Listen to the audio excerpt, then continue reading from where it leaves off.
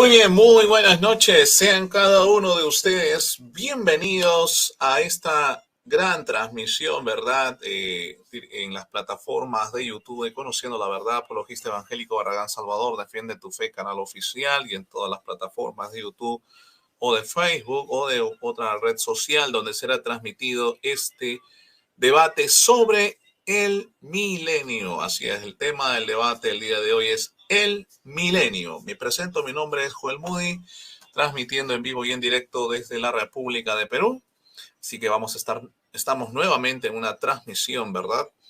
Para ver este tema sobre el milenio. Así que, por favor, mis estimados amigos y hermanos, compartan esta transmisión en las diferentes plataformas sociales para que muchas más personas puedan sumarse a este en vivo. Muy bien. Como es costumbre, ¿verdad? Vamos a hacerle la palabra a los debatientes para que ellos se presenten en 1 minuto o 2 minutos a lo mucho. Y luego de ello ya estaremos dando inicio a este gran debate sobre el milenio. Espero que sea del agrado de cada uno de ustedes, mis estimados amigos. Bien, entonces le voy a ceder la palabra a mi estimado José Luis Restrepo para que él se pueda presentar y también conozcamos la postura que va a estar defendiendo el día de hoy sobre el milenio, si afirma o niega el milenio. Adelante, José Luis. Tu micrófono, por favor. Perdón. Buenas noches a todos. Sí, muchas gracias por la invitación para este diálogo, que espero sea respetuoso, sea a la altura, sea basado en los argumentos. Mi postura es defender el milenio, ¿cierto? Como parte del reino de Dios, el cual se ha prometido a la humanidad, con un rey a la cabeza, que es Jesucristo, nuestro Señor Jesucristo. Es mi postura, es milenialista o milenarista, si se le quiere llamar así. Dudé en este debate porque anteriormente tuve un debate con un evangélico que se la pasó gritando y después difamando en sus videos, y tuve también un debate con un católico que se la pasó haciendo muecas, risas y de todo mientras yo hablaba. Entonces dudé, pero cuando el señor Luis Alfinger me invitó y pude ver alguna de sus intervenciones, pues concluí de que es una persona que basa su exposición en los argumentos, y le acepté este tema, y no solo este tema, sino que quedamos también para un segundo debate, y sé que será algo instructivo para las personas que nos escuchen. Ante todo, ¿cierto? La gloria es para Dios, y ante todo, lo importante es que nos edifiquemos, ¿cierto? Que podamos dar una argumentación que sea para conocimiento espiritual y para progreso espiritual, que podamos entender los temas, no solo en base a la Biblia, sino a la historia, porque mi concepto y mi forma de debatir siempre ha sido basándome tanto en la Biblia como en la historia. Muchas gracias. Muy bien, muchísimas gracias, mi estimado José Luis. De igual forma, le cedo la palabra a mi estimado Luis Alfinger. Preséntate, por favor. Muy buenas noches tengan todos, sean bendecidos en estos 3 canales, sobre todo en el canal del hermano Salvador Barragán. Desde el mes de diciembre no estaba en este canal, y les saludo desde Venezuela, en el oriente de este país, en la ciudad de Maturín, estado Monagas. Bueno, soy de la Iglesia Bautista. En este caso voy a negar el milenio desde la posición amilenial. Casualmente me ha tocado estar en este canal siempre en debates de este tipo, de escatología, y es el 7º debate que tengo con un testigo de Jehová. Sí, he debatido anteriormente con ellos y me ha gustado bastante. Siempre vamos a lo que es el tema de la exposición y los argumentos, nada que ver con acómenes. Entonces esperemos primeramente que sea para la gloria de Dios y que sea para edificación, amén. Muy bien, muchísimas gracias, mi estimado Luis Alfinger. Gracias también a nuestro estimado José Luis Restrepo. Bien, mis estimados amigos y hermanos, ambos debatientes se han presentado. Y ya conocemos, ¿verdad? Entonces ya las posturas que tienen ambos debatientes sobre el milenio. En el caso de nuestro estimado José Luis Restrepo, él tiene una postura afirmativa sobre el milenio. Nuestro estimado Luis Alfinger tiene una postura negativa sobre el mismo tema, el milenio. Así que vamos a estar viendo dos interesantes argumentos, ¿verdad? O argumentaciones que van a presentar ambos debatientes.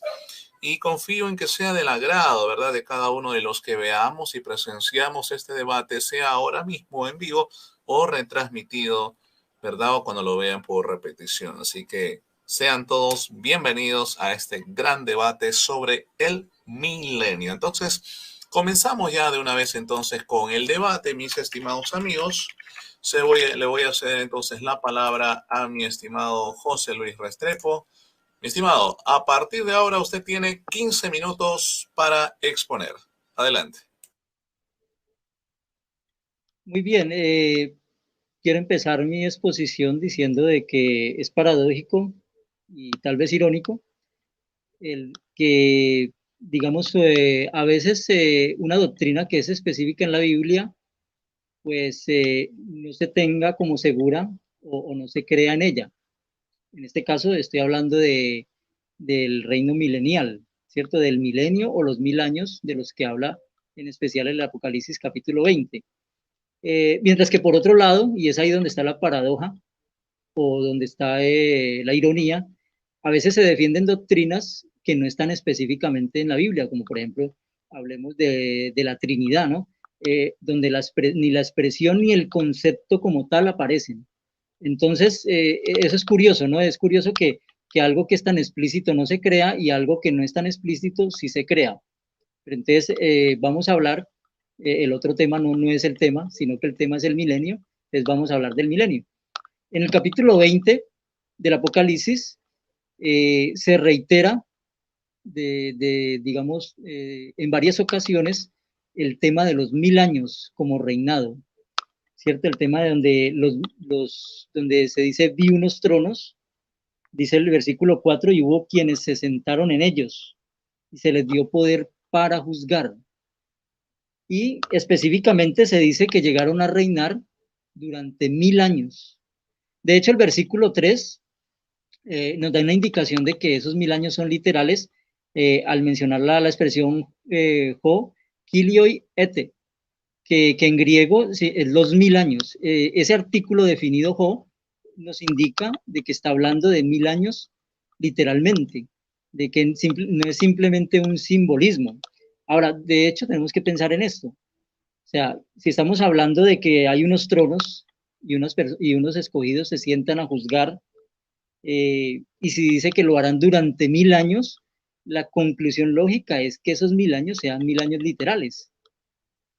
De hecho, ese milenio, ¿cierto?, corresponde tanto en la Biblia como en la patrística, ¿cierto?, en la historia posapostólica, siempre se habla de ese milenio como aquel séptimo día, ¿cierto?, simbólicamente como el séptimo día correspondiente después de la creación. Entonces se habla, más adelante voy a citar digamos, de estos textos patrísticos, pero por ahora me voy a centrar solamente en el capítulo 20 de Apocalipsis, que es el texto base de este tema.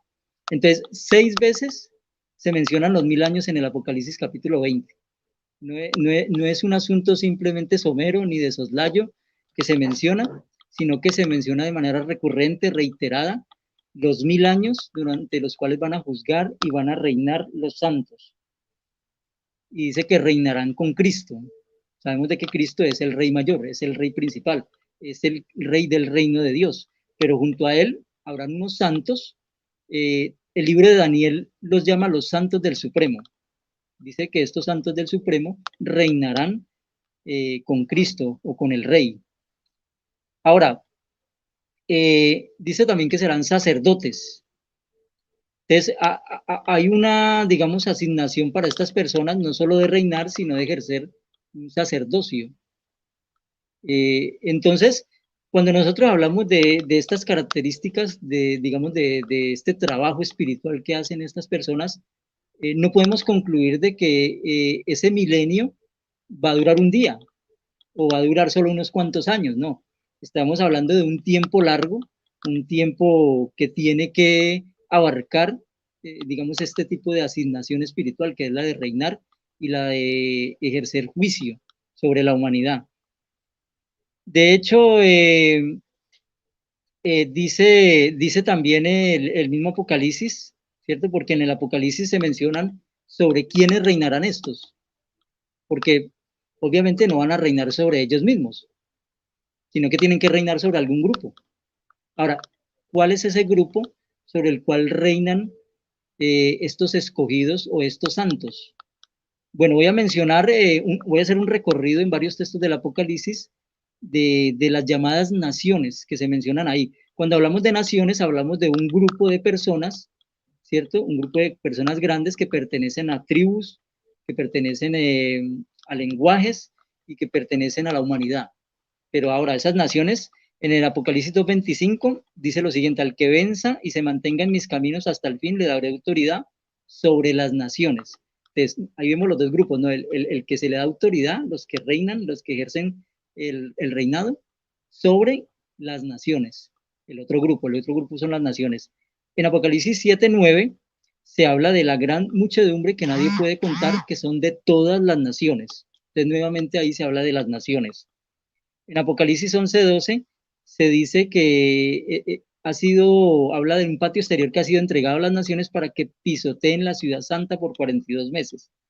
No nos vamos a meter aquí en lenguaje cronológico y mucho menos si es simbólico, ¿no? Pero el punto es de que cuando se habla de las naciones de la tierra, no todas están en lo correcto, no todas son buenas, sino que hay que hacer una separación, como lo dice Mateo capítulo 25, entre aquellos digamos, que le sirven a Dios y los que no le sirven, entre los que son justos y los que son inicuos. Entonces, aquí vemos ya que de esas naciones también hay unos que no practican la justicia.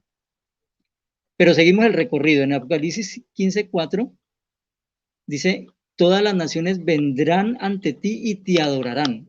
Entonces, noten que anteriormente se habló de unas naciones que pisotean la ciudad, que son inicuas, pero ahora se habla de unas naciones que le ejercen adoración, ¿cierto? A Dios, y que van ante Él y se postran ante Él. Entonces, cuando hablamos de las naciones en el Apocalipsis, hay que entender eso, de que hay unas personas que representan a las naciones que son inicuos, pero hay otras que son justas. Y por eso es que Mateo capítulo 25 habla de una separación. Ahora, dice en el mismo capítulo 20 que hemos mencionado, dice 23, dice: y lo arrojó al abismo, donde lo encerró y selló la entrada para que no volviera a engañar a las naciones que están en los cuatro extremos de la tierra. Entonces, ¿para qué se encierra o se abisma el diablo? Para que no pueda engañar a las naciones. Entonces, las naciones en qué lugar van a estar? En la tierra.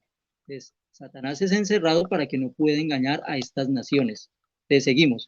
En el versículo 7 dice: pero en cuanto hayan terminado los 1000 años, Satanás será liberado de su prisión y saldrá a engañar a esas naciones que están en los cuatro extremos de la tierra. Entonces, mire, 1000 años después, o sea, estamos hablando de un milenio literal, note que habla de que 1000 años después, cuando hayan terminado, aquí no hay ningún simbolismo en el número, cuando hayan terminado los 1000 años, dice que Satanás será soltado para engañar nuevamente a ¿quiénes? A las naciones, aquellas naciones que estaban adorando a Dios, aquellas naciones que estaban siendo guiadas con vara de hierro por Cristo. Entonces, tenemos 1000 años donde los que están en el cielo, tanto Cristo como los escogidos, los santos del Supremo, están gobernando a unas naciones que están en la tierra. Entonces, o sea, es más claro hablar de un milenio y más claro hablar de un gobierno celestial y un escabel en la tierra imposible, ¿cierto? Un escabel no, perdón, un centro de adoración en la tierra imposible. Entonces dice ya ahora el capítulo 21-24 de Apocalipsis: las naciones, noten que siempre estamos hablando de las naciones, caminarán gracias a su luz, y los reyes de la tierra llevarán a ella su propia gloria, sus puertas no se cerrarán en todo el día porque allí no habrá noche, y llevarán a ella la gloria y el honor de las naciones.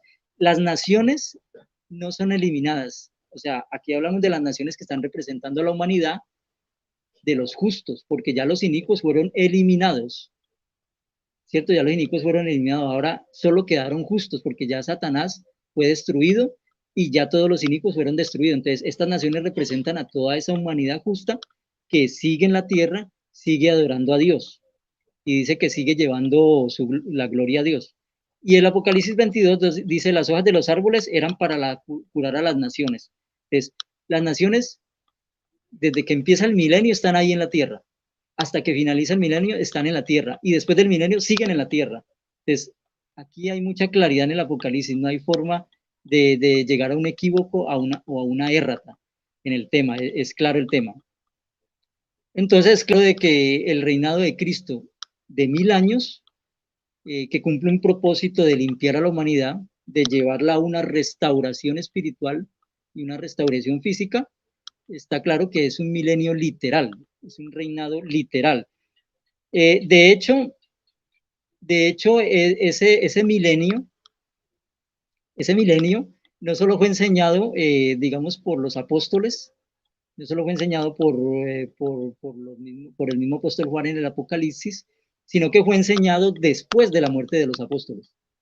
Cuando hablamos del siglo II y siglo III, e incluso hasta el siglo IV en el cristianismo primitivo, o en la época del paleocristianismo, encontramos que siempre se enseñó este tema del milenio, siempre se enseñó el reinado milenial de Cristo. Entonces, hubieron defensores durante todos estos 3 siglos posapostólicos. Primero, Papías de Hierápolis, en el año 125 habla del milenio. Y ojo, estamos hablando tan solo 25 años después de ser escrito este Apocalipsis, y ya un padre de la iglesia, como se le llaman, se le denomina, está hablando de ese milenio. Después, ya 50 años después, a mediados del siglo II, ya es Justino Mártir quien habla del milenio nuevamente. Entonces, Justino Mártir habla con mucha claridad de este reinado de Cristo durante ese milenio y de cómo la humanidad sería llevada a la perfección durante este milenio. Y ellos dicen que es aquí en la tierra. Ojo, no están diciendo que es en otro lugar. Después, ya a finales del siglo II, aparece Ireneo de León, otro de los grandes apologistas, defendiendo el milenio y defendiendo la vida en el paraíso de la tierra y defendiendo la gobernación celestial de Cristo y los escogidos.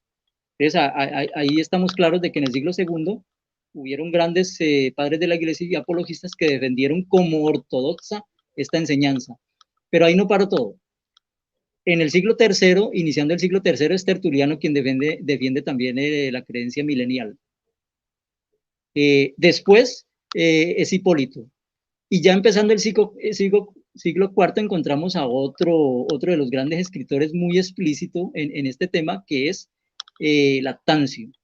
Entonces, notamos cómo el milenio no solo está específicamente enseñado en el Apocalipsis y en los escritos apostólicos, sino que también está enseñado en los escritos posapostólicos, en la era del cristianismo primitivo llamado la era de los padres de la iglesia o la era de los apologistas.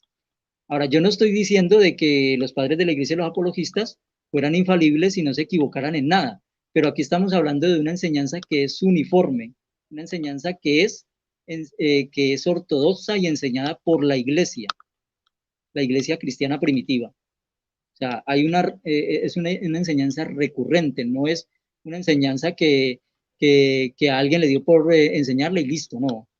Todos estaban de acuerdo en esto. Ahora, pero resulta que después viene el contraataque, ¿no? Viene los que niegan el milenio. Entonces, vamos a ver quiénes niegan el milenio. Primero, los primeros que negaron el milenio en el siglo II fueron los gnósticos, porque los gnósticos creían que en la maldad de la materia y solo en el bien de lo espiritual. Entonces ellos no creían que pudiera haber un milenio aquí en la tierra donde Cristo reinara y que pudiera, digamos, haber un reino con una humanidad perfecta aquí en la tierra bajo condiciones físicas. Eso no lo creían ellos. Ellos no podían creer en eso. Entonces los gnósticos atacaron el milenio. Y de hecho aparecieron a finales del siglo II un grupo llamado después por los historiadores los Alogi, que atacaron la idea del milenio junto con otros 2 presbíteros llamados Cayo y Dionisio, que inclusive con tal de atacar el milenio, negaron que el Apocalipsis fuera escrito por el apóstol Juan y negaron que fuera un libro debidamente inspirado. Entonces, notamos cómo con tal de atacar la enseñanza del milenio, que era una enseñanza cristiana ortodoxa de la iglesia, llegaron al punto de querer atacar el propio libro del Apocalipsis. Después viene Orígenes, ¿cierto? Orígenes ya convierte ese milenio ya en una alegoría, que creo que es la idea predominante de muchas iglesias hoy en día, ¿no? Convertir la idea del milenio en una alegoría o en algo simbólico. Y por último, quien asesta el golpe fatal al milenio en esta época es Agustín de Hipona, ya finalizando el siglo IV y empezando el V, quien habla ya de que el milenio sería un milenio espiritual, del cual sería la iglesia como centro espiritual en la ciudad de Roma. Entonces, de esta manera se desarrolló el tema del milenio. En mi segunda intervención ya daré algunos detalles más sobre este tema. Muchas gracias. Muy bien. Muchísimas gracias, mi estimado. Acaba de cumplir su tiempo de exposición de 15 minutos. Muy bien. Ahora pasamos al tiempo de nuestro estimado Luis Alfinger, quien también tendrá la misma cantidad de minutos para exponer su postura sobre el milenio. Mi estimado Luis, 15 minutos ahora. Adelante. Ok, bueno, yo no voy a hablar de las 4 escuelas porque estaría perdiendo mucho tiempo, pero la iglesia cristiana como tal, en el tema del milenio, sostenemos 4 escuelas. O sea, posmilenialista, premilenialista histórico, dispensacionalistas y amilenialistas. En lo que es en el área de Apocalipsis, tenemos que entender que hay también 4 escuelas de interpretación, a la cual está la idealista, la historicista, la preterista, que por cierto he debatido con preteristas, y me está faltando una que es la que une las 3, ecléctica, o sea, que no todo se puede tomar a tal posición. Entonces, como el debate no es con un dispensacionalista, exactamente tendría yo que argumentar de acuerdo al dispensacionalismo, sino que sé que la organización es la del esclavo fiel y prudente. Entonces yo fui, investigué conforme a lo que está escrito, conforme a los escritos de ellos, lógicamente aquí está también, y comienzo con el esquema que obtuve yo de acuerdo a lo que ellos observan del milenio. No me voy a salir del tema por si acaso alguien lo piensa, sino un esquema que es un poco para nosotros, o sea, porque nosotros vamos a debatir, la iglesia de Cristo es si Cristo viene, es lo único que no podemos debatir. Todos creemos que Cristo viene, amén. La iglesia dice amén. Y la resurrección de los muertos, porque algunos creen que son 2 resurrecciones, nosotros creemos que es una sola resurrección general. Entonces, en el tema de la resurrección de los muertos tampoco lo vamos a debatir nosotros, la iglesia, porque creemos que hay resurrección de los muertos. Ahora bien, yendo a lo que es el esquema de ellos, y después presento mi esquema rápidamente, lo que yo pude percibir, de acuerdo al esquema de la organización en su libro de Apocalipsis, el libro rojo, que por cierto yo lo tuve, pero no lo encuentro, no recuerdo dónde lo coloqué, y digo que lo tuve por eso, y en lo que dice su página en español, que lógicamente supongo que en inglés dice lo mismo, es de suponer. Entonces, en lo que es el esquema, yo anoté 11 puntos, voy rápido para pasar a mi esquema y pasar a los textos bíblicos. Entonces, yo observé, de acuerdo al milenio, que ellos creen exactamente que va a haber 2 grupos, uno en el cielo y uno en la tierra. Ellos suponen eso. Entonces, ellos suponen que va a haber eso, y entonces ellos colocan 144,000 aparte de los que van a estar en la tierra. O sea, no sé, la Biblia no enseña eso. El otro punto es, de acuerdo al Antiguo Testamento, que de acuerdo a su video, ellos dicen que desde Adán hasta, bueno, todo lo del Antiguo Testamento van a ser educados. Bueno, la Biblia tampoco enseña eso. Van a haber clases. El milenio con juicio. Con juicio. Recuerden que estoy argumentando. Después voy a contraargumentar lo que él dijo. O sea, o es el día del juicio, que tampoco nosotros lo debatimos porque todos creemos en el juicio, o es el milenio. Una de dos. O sea, no puede estar ligado a las dos cosas. Entonces, 144,000 también en el día del milenio o en el día del juicio, o sea, no entiendo esta parte, ese esquema. Todo esto de acuerdo al tema englobado también con lo que es el punto del reino. Pues el reino es presente y futuro. Ya voy a buscar los versículos. En lo que es la parte de la tierra, ellos dicen que es tierra renovada de acuerdo a porque es un guión que ellos tienen que sostener, y nosotros creemos es la destrucción de la tierra de la Nueva Jerusalén. O sea, eso sería 2 de Pedro capítulo 3. Y lógicamente lo leí aquí y las palabras cambian mucho. Y entonces no me quiero ir al griego porque sería consumir mucho tiempo, que también tengo ahí los diccionarios. Con lo otro que podríamos hablar es la Armagedón, si es después de la Armagedón el milenio. Entonces, ¿cómo hacemos nosotros con la gran tribulación? Al menos que ellos digan que el milenio es la gran tribulación, algo así, no sé cómo lo explicarían ellos. La tierra destruida para ellos es el sistema del diablo. Y nosotros creemos y sabemos que la tierra destruida, como enseña Pedro, los cielos serán desechados, etcétera, etcétera, etcétera. Es la tierra que estamos pisando, porque en Génesis fue maldita por Dios. Entonces, el otro punto es el Apocalipsis literal. A eso voy. Creo que nombré los 11 puntos. Sobre el tema de la resurrección ya lo he debatido y es de tocar el tema también, porque si Jesucristo ya vino, bueno, habría que explicar todo esto porque nosotros creemos que Jesucristo, sea antes del milenio o sea después del milenio, Jesucristo viene. O sea posmilenialista, o sea premilenial, o sea amilenial, Jesucristo viene y eso lo creemos nosotros. Ahora bien, en el esquema que yo voy a presentar, que es un esquema rápido, por si acaso alguien me pregunte, ¿de dónde estás sacando tú toda esa información? Bueno, aquí presento al señor José Grau y este libro que es de Hockeman en la parte de Anthony Hockeman, no, en la parte de lo que es el milenio, se llama este libro. José Grau en su gran libro de escatología, más William Hendricks, más José Louis Berkon en su teología sistemática. Creo que me falta uno. Bueno, ahorita me acuerdo. Bueno, en el esquema que presentamos es simple, 1 y 2, esquema de presente y esquema de futuro. ¿Por qué? Porque el reino es presente. ¿Desde cuándo? Desde el tiempo de Jesucristo. Ahora, no podemos presentar un reino solamente hacia el futuro, si se presenta en la Biblia un reino futuro, pero cuando abrimos la Biblia no encontramos la palabra milenio como literal, solamente allí en Apocalipsis 20, que es el único sitio. Entonces, cuando vamos al Antiguo Pacto, que solamente lo hablarían desde el punto de vista judaico, desde el punto de vista judío de Isaías, que me imagino que es Isaías 66 o Isaías 11, y allí para adelante no encontramos más nada, y de todas formas, ahí no aparece la palabra 1000 años. Solamente borremos un momento, allí Apocalipsis 20, ¿qué nos queda? Un minuto de silencio, no nos queda nada. Entonces, de acuerdo al reino, el reino presente, Mateo 12:28. Mateo 12:28. ¿Cómo dice? Voy a ir con el reino presente. Pero si yo echo fuera los demonios en virtud del Espíritu de Dios, entonces, ¿qué ha llegado a vosotros? El reino de Dios. En Lucas, cuando él abre el rollo de Isaías, él dice que todos se asombraron. Creo que él lee Isaías 53. Y disculpa si me equivoco. Él dice, el reino de los cielos se ha acercado a vosotros. Tiempo presente. Tiempo presente. ¿Qué más dice la Biblia? Voy a buscar más versículos. Pablo hablando, se me pasó por alto las parábolas. Creo que son 42 parábolas que dice el Señor. De las 42 parábolas tenemos varias que son de escatología.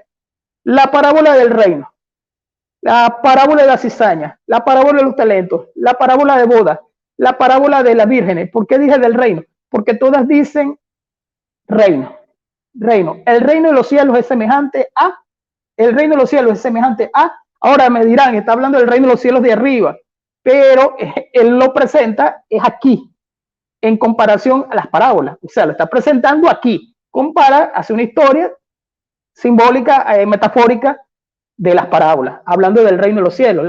Existen varias. Ahora bien, ¿qué enseña el apóstol Pablo de acuerdo a lo que es el reino presente? Permíteme leer Romanos 14:17. Romanos 14:17, Pablo dice, porque el reino de Dios no es comida ni bebida, hablando de tiempo presente. O sea, el reino de Dios, porque para ellos, o sea, los apóstoles, ya ellos estaban en el reino, ya ellos vivían en el reino. O sea, para ellos, su forma de pensar igual. No estoy hablando desde un punto de vista de que somos reyes. No, no, no. Somos sacerdotes, es lo que enseña la Biblia. Y somos santos. O sea, de acuerdo a lo que enseña la Biblia bajo la justificación y la salvación. Entonces, en este esquema vemos que él presenta, según de Timoteo 4:18, él presenta el reino desde el tiempo presente. O sea, presente de él. Y en el cristianismo nosotros sabemos que cuando hablamos del reino estamos hablando en el área espiritual. Jesucristo le dijo a Pilato sobre esto. Entonces, si mi reino fuera de este mundo, hablando en el sentido espiritual, pero era que él tenía que presentar el pecado. Ahora, tiempo futuro, por supuesto. por supuesto, pero ¿cuál es ese tiempo futuro? ¿Un milenio? No, la eternidad. Cuando Isaías 66 habla de eternidad. Cuando Pablo habla de eternidad. 4:18. 4:18. Esa es la otra partecita que tampoco entiendo. De acuerdo al esquema de la Watchtower, si ellos creen o no creen, ya yo debatí el alma, ya eso está debatido. Si ellos creen o no en el alma, ¿cuál es el punto de tocar la aniquilación? En lo que es el sentido de la condenación. Pues, si hay un milenio, ¿verdad? Y hay un juicio, después del milenio, el juicio, que todos los presentamos así, y todos dicen amén, porque todos creemos en eso, que todos compareceremos ante el tribunal de Cristo. Entonces, ¿por qué presentar una aniquilación? ¿Por qué? No tiene nada que ver, me dirá la gente, pero es que si nada más presentamos 144,000 inmortales, ¿what? ¿Qué pasó allí? Y sé que, o sea, hay como que muchos pero. Yo le llamo a esto teología de hueco. O sea, hay como que muchos huecos. Entonces, continúo con lo que dijo Pablo, 4:18 de 2 Timoteo, de acuerdo a lo que vengo hablando del reino. Él dice, el Señor me libra de toda obra mala y me persevera del reino celestial. Hablando ya de su muerte, porque él sabía que iba al reino celestial. Celestial de cielo, no de milenio. Celestial de que él sabía dónde se dirigía. Juan 14:2. ¿Qué dice el Señor Jesucristo sobre esto? Pero no de un milenio, no de un reino futuro donde voy a esperar a ser resucitado o no a ser resucitado y vivir aquí en la tierra. No, él no lo dice. Voy al otro punto. El día final y los últimos tiempos es presente también. Es presente. Cuando hablamos de día final, vámonos a Juan 6.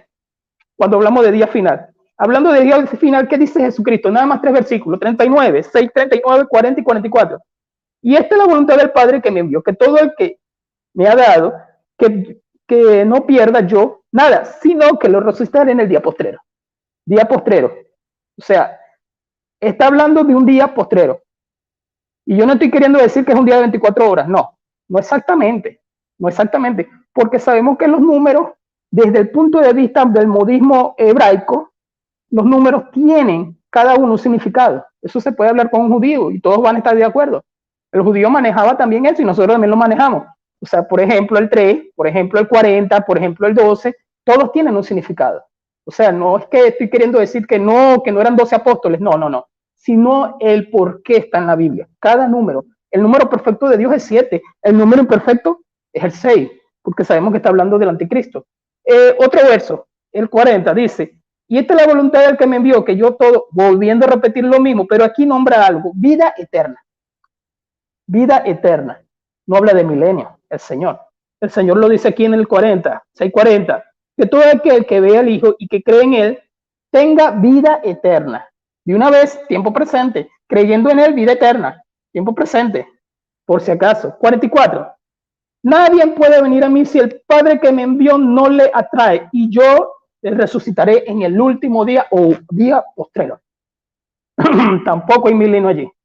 Tampoco, porque si acaso alguien coloca el milenio la resurrección antes del milenio, estoy hablando en el sentido general, estoy hablando de los que pueden ser que crean esto. Entonces, continúo. Futura venida de Cristo. Amén. Al final de Apocalipsis lo dice, te estamos esperando, Señor. Pero que el Apocalipsis tenga, como el Apocalipsis es un libro, tenga una cronología exacta, no la tiene. Porque en el capítulo 19 vemos las bodas del Cordero. Entonces alguien saltará del capítulo 19 al capítulo 20 creyendo que hay una cronología, pero es que en el capítulo 20 él se regresa a la muerte de Cristo. Exactamente. Y volviendo al tema, él presenta también en el capítulo 11 la venida de Cristo con la 7ª trompeta. Entonces todo esto, Dios, 15 minutos es muy poco. Bueno, hablando de la eternidad, no es 1000 años la eternidad. Hablando de la vida eterna, no es 1000 años vida eterna. Y alguien me dirá, sí, pero es que está hablando en el tiempo futuro. Lógico, a partir del momento de creer en el Señor Jesucristo. Si me falta un versículo, bueno, Apocalipsis habla de eternidad en el capítulo 21, pero también habla de la Nueva Jerusalén. Y la Nueva Jerusalén hasta allí se nombra de una manera exacta se nombra. Ahí no está hablando de cielos nuevos ni de tierra nueva en el sentido de que esto que estamos aquí ahorita viviendo, que es el mundo de pecado, va a recibir una restauración y aquí vamos a vivir todo. No exactamente. Lo habla en tiempo futuro. ¿Qué cosa me falta por allí para ir redondeando y culminando? ok, lo demás lo tocaría de acuerdo a lo que yo escuché de él.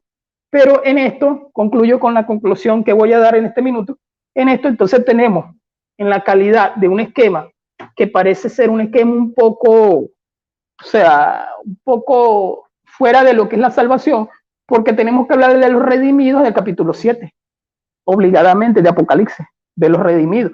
¿Por qué? Porque no dice que tenemos que pertenecer a X iglesia o que tenemos que ser de X organización, no. Los redimidos, los que han lavado su ropa de blanco en la sangre del Cordero, esos son los que van a vivir eternamente con él.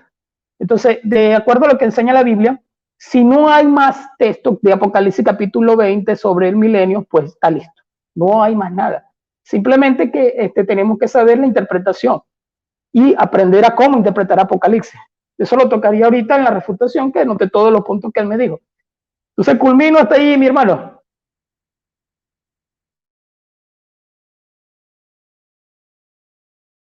Muy bien. Muchísimas gracias, mi estimado Luis Anfinger. Acaba de concluir el tiempo de las exposiciones, mis estimados amigos y hermanos. Espero que este debate esté siendo del agrado de cada uno de ustedes. Damos la bienvenida a todos los que se están sumando a esta transmisión, ¿verdad? En las plataformas de YouTube, ¿verdad? Dios bendiga la vida de Claudine Alvarado, de Álvaro Hernández, Ramiro Hugo Morales, de Wilma Alistún, ¿verdad? De nuestro estimado Ernesto Espinosa Ortiz, de Veterán 0311, Antonio Cisneros, Saúl Nax, ¿verdad? Rodrigo Guerrero, Creciendo en Conocimiento, Rosa Araujo, ¿verdad? Y a todos los que se suman, el lector Teddy Ruxping, Diego Tea, Guillermo Valcárcel, Francesco Varela, Gilberto, ¿verdad? Darío Luna y TDCOP, bendiciones. Muy bien, continuamos entonces con este gran debate sobre el milenio. Ahora pasamos al tiempo de las refutaciones. Así que, mi estimado José Luis, a partir de ahora tienes 15 minutos. Adelante. Gracias. Bueno, primer punto, nuestro amigo Alfinger dice de que borremos el capítulo 20 de Apocalipsis, o por lo menos estableció esa situación, ¿no? de borrar el capítulo 20 de Apocalipsis. Bueno, fue muy generoso porque en el siglo II, a finales del siglo II, como ya había mencionado, y principios del tercero, tanto los Alogi, que eran gnósticos, como Cayo y Dionisio, se atrevieron a más, se atrevieron a decir que elimináramos todo el Apocalipsis, fuera todo el Apocalipsis porque habla del milenio. No es un libro inspirado y no fue escrito por el apóstol Juan. Eso era lo que planteaban en los Alogi, Cayo y Dionisio. Después Orígenes, siendo parte de la misma escuela alejandrina, la didascalia alejandrina, ya establece para solucionar el problema de que ese milenio no era algo literal, sino que era algo espiritual, y que inclusive la tierra de la que habla la Biblia era una tierra celestial, que no era una tierra, no era una tierra de grano, no era una tierra de carbono, ni de hidrógeno, ni ningún componente, ni de calcio, ni nada de eso que pueda tener esta tierra, este planeta, sino que era una tierra celestial. E inclusive llegó a hablar de esa idea, de los filósofos griegos, de que habían diferentes estados de la materia, para enseñar de que los seres humanos que resucitaban serían en un cuerpo especial que sería de una materia diferente a esta materia. Entonces, pero bueno, ese es otro tema, como decía nuestro amigo, pues la resurrección ya es otro tema. Entonces, me parece interesante ese punto. O sea, no podemos eliminar, el mismo Apocalipsis lo dice, que no podemos quitarle una parte a esta profecía. No podemos quitar el capítulo 20 de Apocalipsis. Ahora, él dice de que solo en el capítulo 20 se habla de este tipo de promesas, pero resulta que la promesa de una tierra futura, de una tierra poblada por el ser humano, no solo está en el Apocalipsis. No solo Apocalipsis 5:10 dice que los escogidos, que los santos del Supremo, que los reyes y sacerdotes reinarían sobre la tierra. Mire, sobre la tierra, y no dice que en el cielo, que sobre el cielo mismo, sino sobre la tierra, sino que también, por ejemplo, tenemos Hebreos 2:5, donde dice el apóstol Pablo, porque no es a ángeles a quienes él, o sea, Dios, ha sujetado la tierra habitada por venir, acerca de la cual hablamos. El apóstol Pablo dice que ellos hablaban de una tierra habitada por venir. Alguien dirá, bueno, pero es que esa expresión en otras Biblias a veces se traduce el mundo por venir, y mundo no necesariamente es esta tierra, pero resulta que en el griego el apóstol Pablo ahí utiliza la expresión oikoumene, y ese oikoumene ustedes pueden buscar el Strong, pueden buscar el Léxico Taller, y todos muestran que la definición es el globo terráqueo, esta tierra, la tierra en la cual vive el ser humano, donde está la humanidad, y era una palabra que siempre se utilizaba, era para esta tierra, para este planeta. Inclusive, todas las veces que este término griego aparece en el Nuevo Testamento, se refieren a esta tierra, y ustedes pueden ir a investigarlo. Yo no lo voy a leer porque se me iría todo el tiempo, es corto. Entonces, ahí claramente se habla, ¿cierto?, de esa tierra habitada. Entonces, ellos hablan de una tierra habitada. De hecho, Jesús, en las bienaventuranzas, dice en el capítulo 5, versículo 5, que los justos heredarán la tierra, recordando lo que decía el Salmo 37:11 y Salmo 37:29. Entonces, Jesucristo no fue ajeno a las promesas del Antiguo Testamento. Algunos dicen solo fue eso para los judíos. Eso solo lo enseñaban los judaizantes, pero resulta que Jesús mismo está citando, está recordando esa promesa de que los justos van a heredar la tierra. Claro, él también habla de que heredarían, de los que heredarían el reino de los cielos, porque el reino es en el cielo. La tierra es la que recibe esas bendiciones y ese gobierno desde el cielo. Por eso dice Apocalipsis 5:10 que reinarán sobre la tierra. Entonces, mire, Jesús habló de que se haría la voluntad de Dios tanto en el cielo como en la tierra. De hecho, Pablo también dice en Efesios 1:10 de que con miras a una buena administración en el cumplimiento de los tiempos, es decir, de reunir todas las cosas en Cristo, tanto los que están en los cielos como los que están en la tierra. Entonces, la tierra no es ajena al propósito de Dios, según estos textos que hemos leído, sobre todo Hebreos 2:5. Y el mismo apóstol Pedro también habla en 2 Pedro 1:13 de que habría nuevos cielos y nueva tierra, no hablando de que se destruiría este cielo y se crearía otro, y se destruiría la tierra y sería creada otra, como algunos piensan, no, sino en el sentido de que sería renovada en el aspecto de la humanidad, renovada en el aspecto digamos, de las condiciones sociales, renovada en el aspecto de inclusive las condiciones físicas. Por eso dice Pablo en Romanos 8 de que la creación también anhela la liberación. Y cuando habla de que la creación, está hablando de este planeta y de lo que vive y respira en este planeta. Entonces, sería irónico decir de que la creación anhela la liberación y cuando Apocalipsis dice que Dios destruye a los que están destruyendo la tierra, sería irónico decir de que Dios salva la tierra para destruirla también. O sea, no tiene lógica. Vemos en estos textos de que definitivamente ese milenio del cual habla el Apocalipsis 20 que no podemos borrar es en el cielo, pero para los que gobernarán sobre la tierra.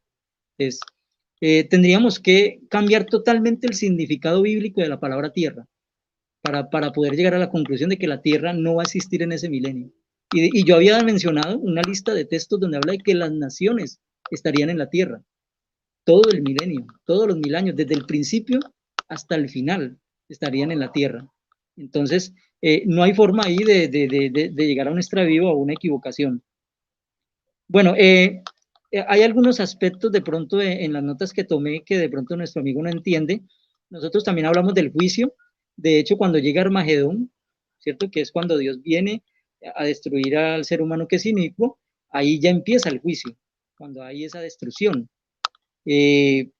También hablamos de la resurrección, ¿cierto? Habrá resurrección tanto de justos como de injustos, y nosotros pensamos que es una resurrección conjunta.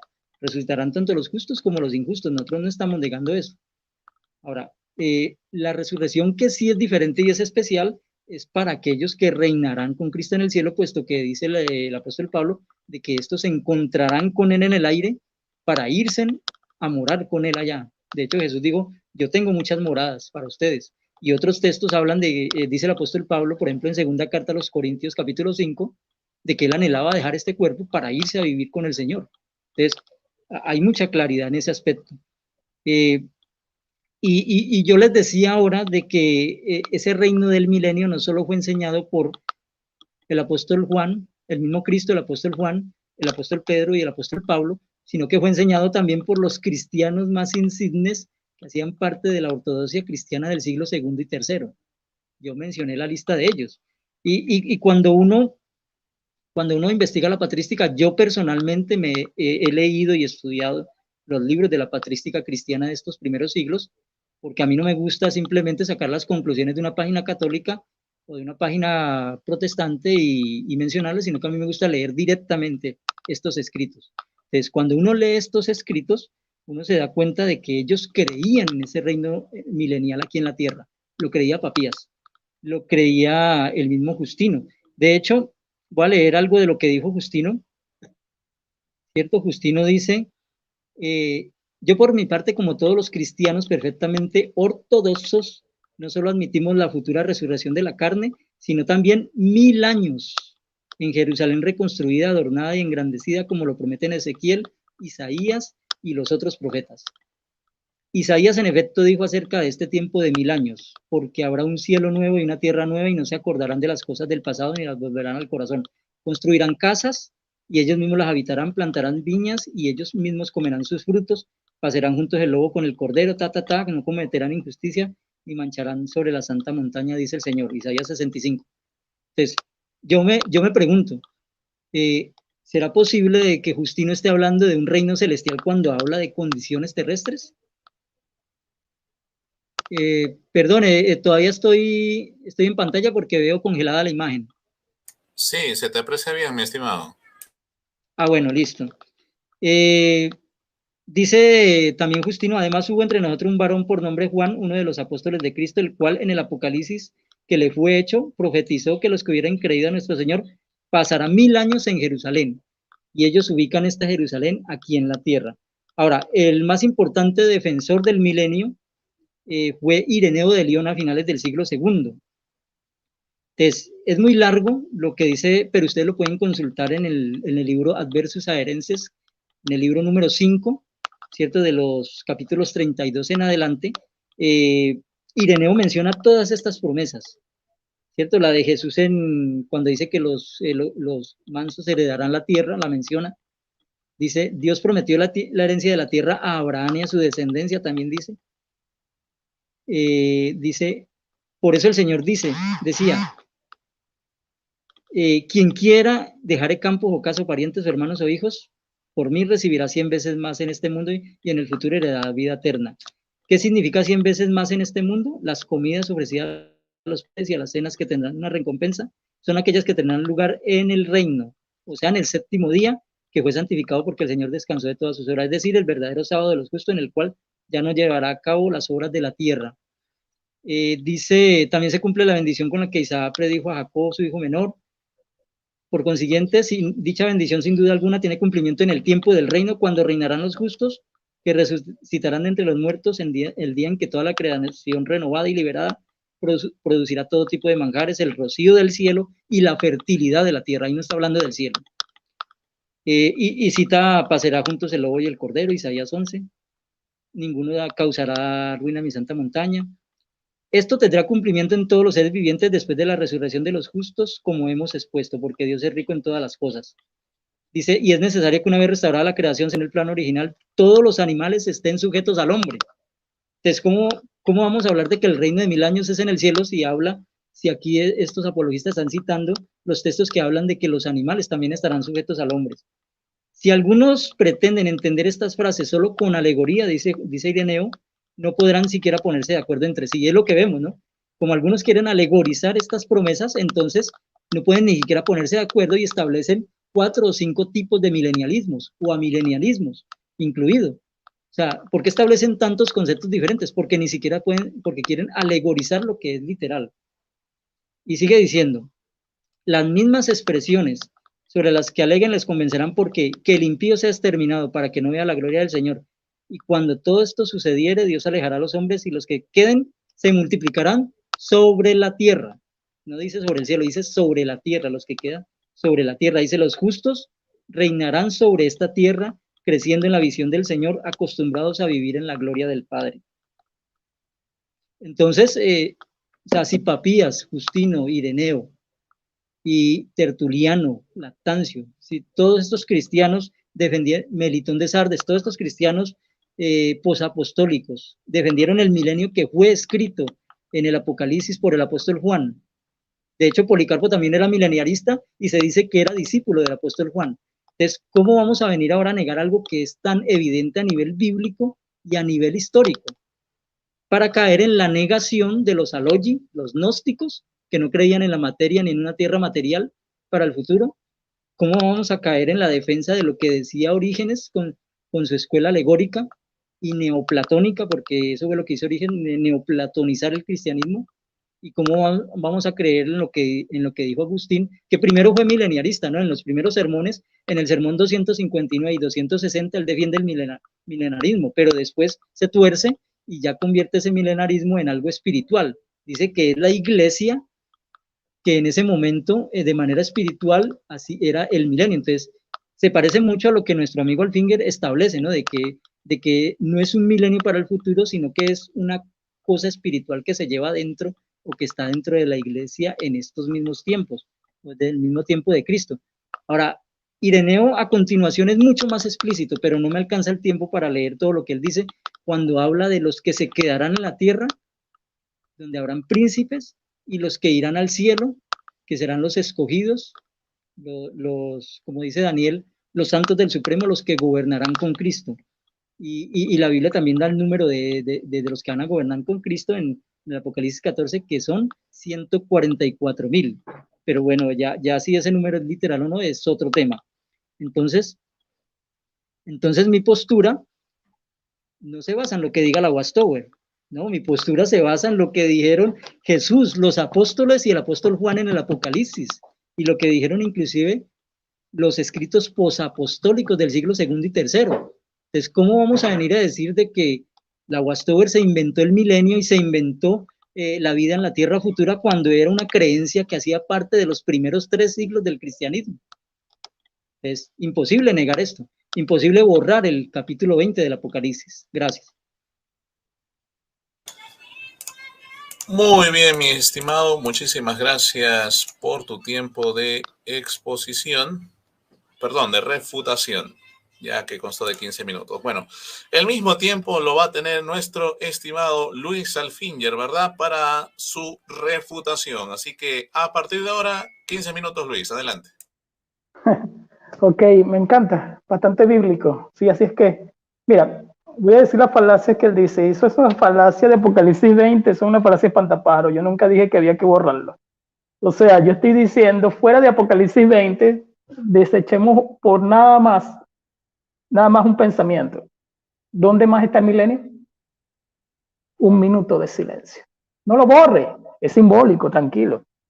No lo borre. Ahora, la otra es la falacia de Charlie Pique. Tierra en todos lados significa así sea cosmo en griego, ¿cierto o no? Eso se le llama en español la falacia del pellizquito.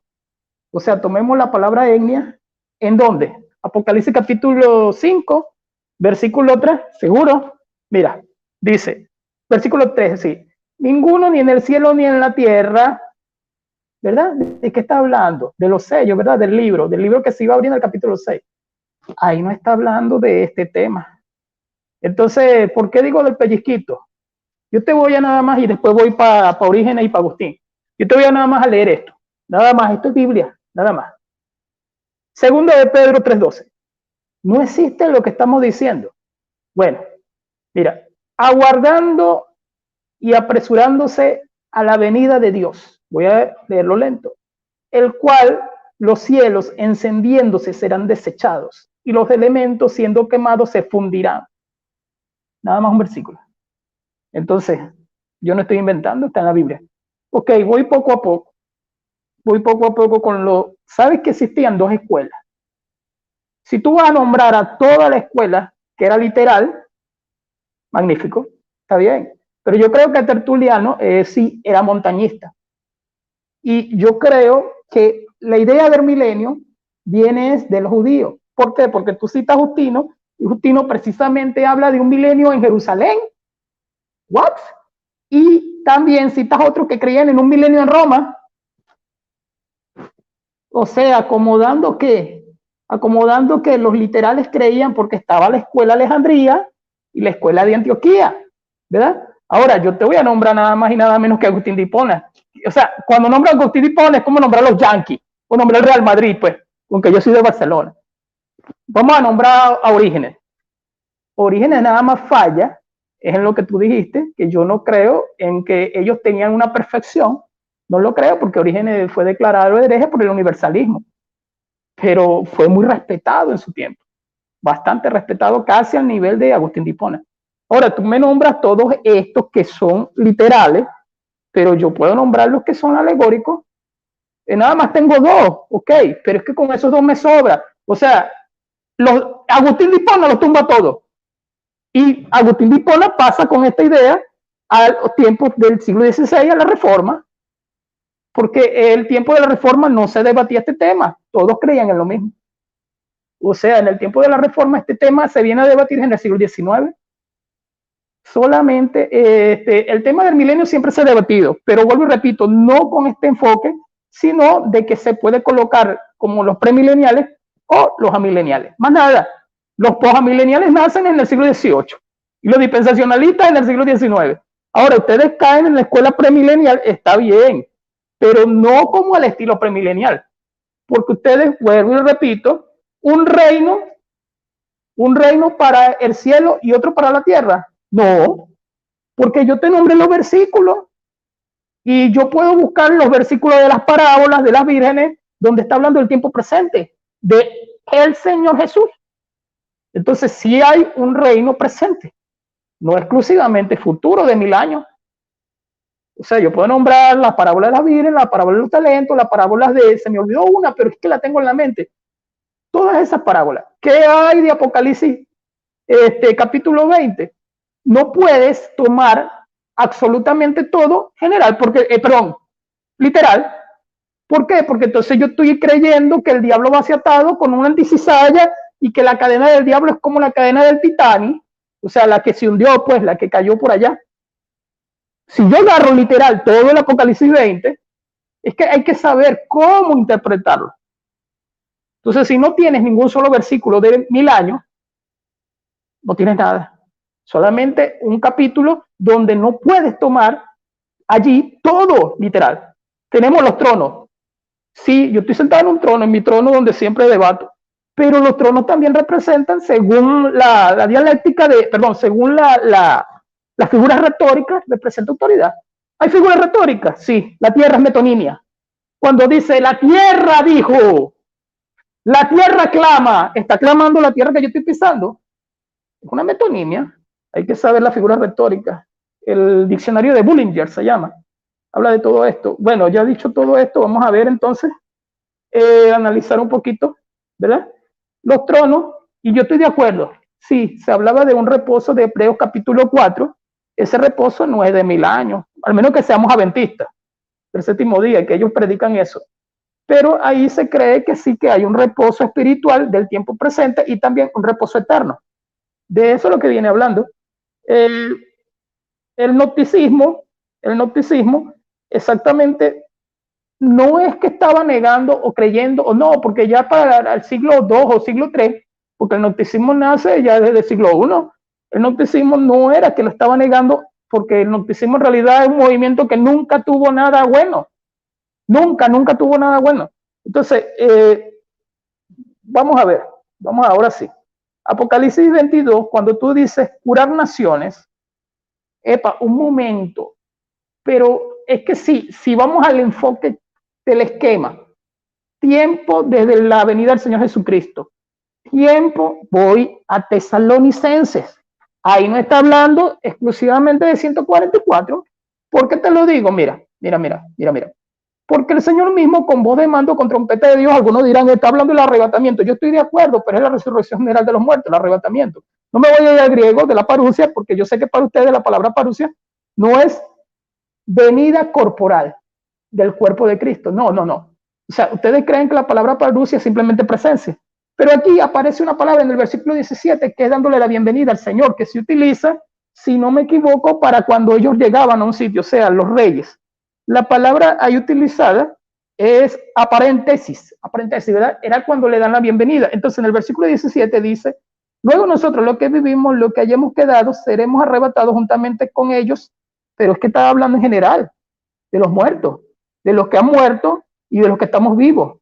De eso es que viene hablando, porque el capítulo trata de eso, de la venida del Señor, no de un grupo exclusivo, no. Entonces él dice, salir al encuentro. Ahí es que está utilizando esa palabra en griego, que es la bienvenida al Señor Jesucristo. Entonces, ahí estaremos siempre con Él. No dice un milenio, ahí dice, y ahí estaremos siempre con Él, curioso, Señor. Entonces, bueno, ya esto, ¿verdad? Lo otro que era que yo estaba notando y estaba pensando, ¿quieres que el versículo? Mira, en la casa de mi padre muchas moradas hay. ¿Por qué él dice esto? Porque estaba hablando del tiempo milenial, no, simplemente estaba hablando de su cielo, paraíso, tercer cielo, como ustedes lo quieran llamar.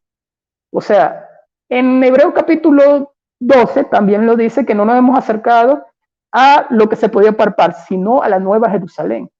Hablando de la nueva Jerusalén, lo dice. Y cuando dice nueva Jerusalén es un símbolo, lógicamente, de la ciudad celestial. O sea, cuando digo símbolo, es que está tratando de colocar la ciudad celestial como algo celestial. O sea, no estoy diciendo que no exista, por si acaso, sino en el sentido de que tenemos que entender que Apocalipsis tiene en parte cosas, porque la gente siempre le gusta malinterpretarme y hacer mofa lo que yo digo. ¿Son 7 iglesias? Sí, son 7 iglesias. ¿Es una ciudad? Sí, es una ciudad. Ahí lo dice, es una ciudad. Ajá, esta ciudad es la nueva Jerusalén. ¿Verdad que sí? Entonces, en el capítulo 20 tenemos resurrección, pero no dice segunda resurrección, dice segunda muerte, por si acaso. Esto no es nada más con mi amigo Restrepo, sino con todo, por si acaso. Entonces, justos en Mateo 24 y 25, justo y juicio. El juicio es un día, no dije que era 24 horas, pero el juicio no es un milenio. O sea, el juicio no va relacionado con el milenio así en parte. El juicio es después del milenio. Cuando hablamos del diablo, que será atado, ¿verdad? Y tú me dices, bueno, ¿y cómo es esto? ¿Qué será? Bueno, está hablando del anticristo. Llegará el momento en que se aparezca el anticristo.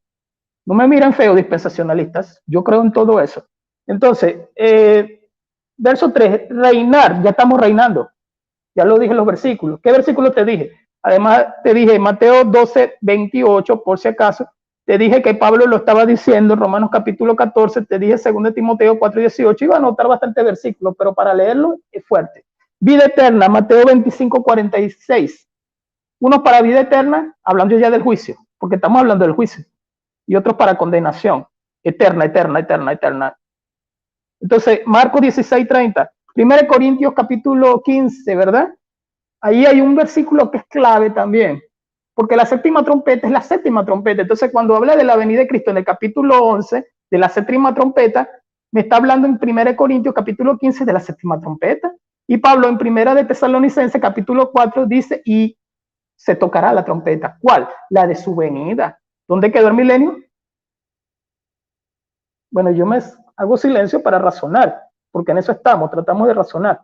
Entonces, tomar etnias, naciones, y tú me sacas 2.25, ¿lo puedo leer? Y si lo leo ahí no está hablando de milenio. Tomar 11.12, que es el capítulo de los 2 testigos, ¿lo puedo leer? Y ahí no está hablando en el sentido de un milenio, bajo un contexto. Porque el artículo Job se tiene que leer bajo el contexto. Entonces, el artículo Job se utiliza, ok, y no hay figuras retóricas en el capítulo 20. Hay figuras retóricas. Ahí lo hay. Desde que estamos leyendo Apocalipsis sabemos que hay figuras retóricas que son representativas a algo real. ¿Cierto? Entonces, porque hay que explicarlo de esta manera.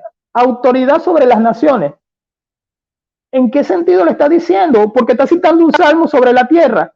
¿En qué sentido lo está diciendo? Porque, vuelvo y repito, para los judíos tenía que existir un milenio en la Jerusalén, en la capital, que todavía ellos lo creen, ¿verdad? Los judíos ortodoxos y los judaizantes. Tú hablas con un judaizante y te va a decir, claro que sí, vamos a matar otra vez animalitos y regresar a la ley mosaica. Y uno hace así, ¿qué es esto? Entonces, cuando tú me citas toda esta gente, recuerda que esto viene de atrás, no nada más. Ellos citan Isaías, pero ahí no está hablando del milenio, ahí está hablando de eternidad, no lo digo yo, sino que si tú lo lees, te vas a dar cuenta que ahí no está hablando de milenio, ahí nunca dice, viviremos con el leopardo y el león 1000 años, ahí no lo dice. Y no estoy haciendo falacia, porque yo lo puedo leer y se van a dar cuenta. Vamos a seguir por aquí. ¿El diablo engaña? Por supuesto que engaña. Por supuesto, nadie dice que no. De que engaña, engaña. Pero yo creo, yo, como persona de teología reformada, que Dios es soberano. Y así como pasó con Job, Dios permite que el diablo llegue hasta cierto límite en la vida del Hijo de Dios. Déjame ver otra cosa para ver si no se me escapa nada, mi hermano, por si acaso, porque después uno recuerda que se le escapó muchas cosas. El reino en el cielo y el del presente, el de aquí, el que somos sacerdotes, dice Pedro. Renovar, no, yo leí segunda de Pedro capítulo creación. Ok, Romanos capítulo 8 sí está hablando de la creación. Estoy de acuerdo contigo, pero está hablando de llegar a un final. Porque siempre cuando presenta el final, lo presenta es ya directo al juicio. En Malaquías, en todos estos versículos, cuando habla de un fin, ay, por cierto, Malaquías también me habla lo mismo de Pedro, se me había olvidado. Malaquías también lo dice. Bueno, mira, ok, salvar a la tierra, ¿para qué, verdad? Ok, y la predicación de la palabra no es para salvar a la tierra. Será predicado este evangelio de Mateo 24 a toda la tierra, a todas las naciones, a todas las genias. O sea, la predicación es para eso, para salvar a la tierra. Entonces, voy concluyendo en la refutación, porque vienen las palabras, vienen las preguntas. Entonces, no es tomar los versículos o las palabras, esto siempre lo hacen, esto siempre lo hemos visto, y sacarla fuera del contexto. O sea, yo puedo decir entonces que tierra siempre está hablando de la tierra. Sí, la tierra no clama, y los árboles también no aplauden. O sea, son metonimias, ¿verdad que sí? Entonces, hay que saber dónde está hablando, por cierto, de cosmos. Todo el mundo se va atrás de él. Eso es una sinédoque. Entonces hay que saber la figura retórica. Hasta ahí lo dejo, mi hermano.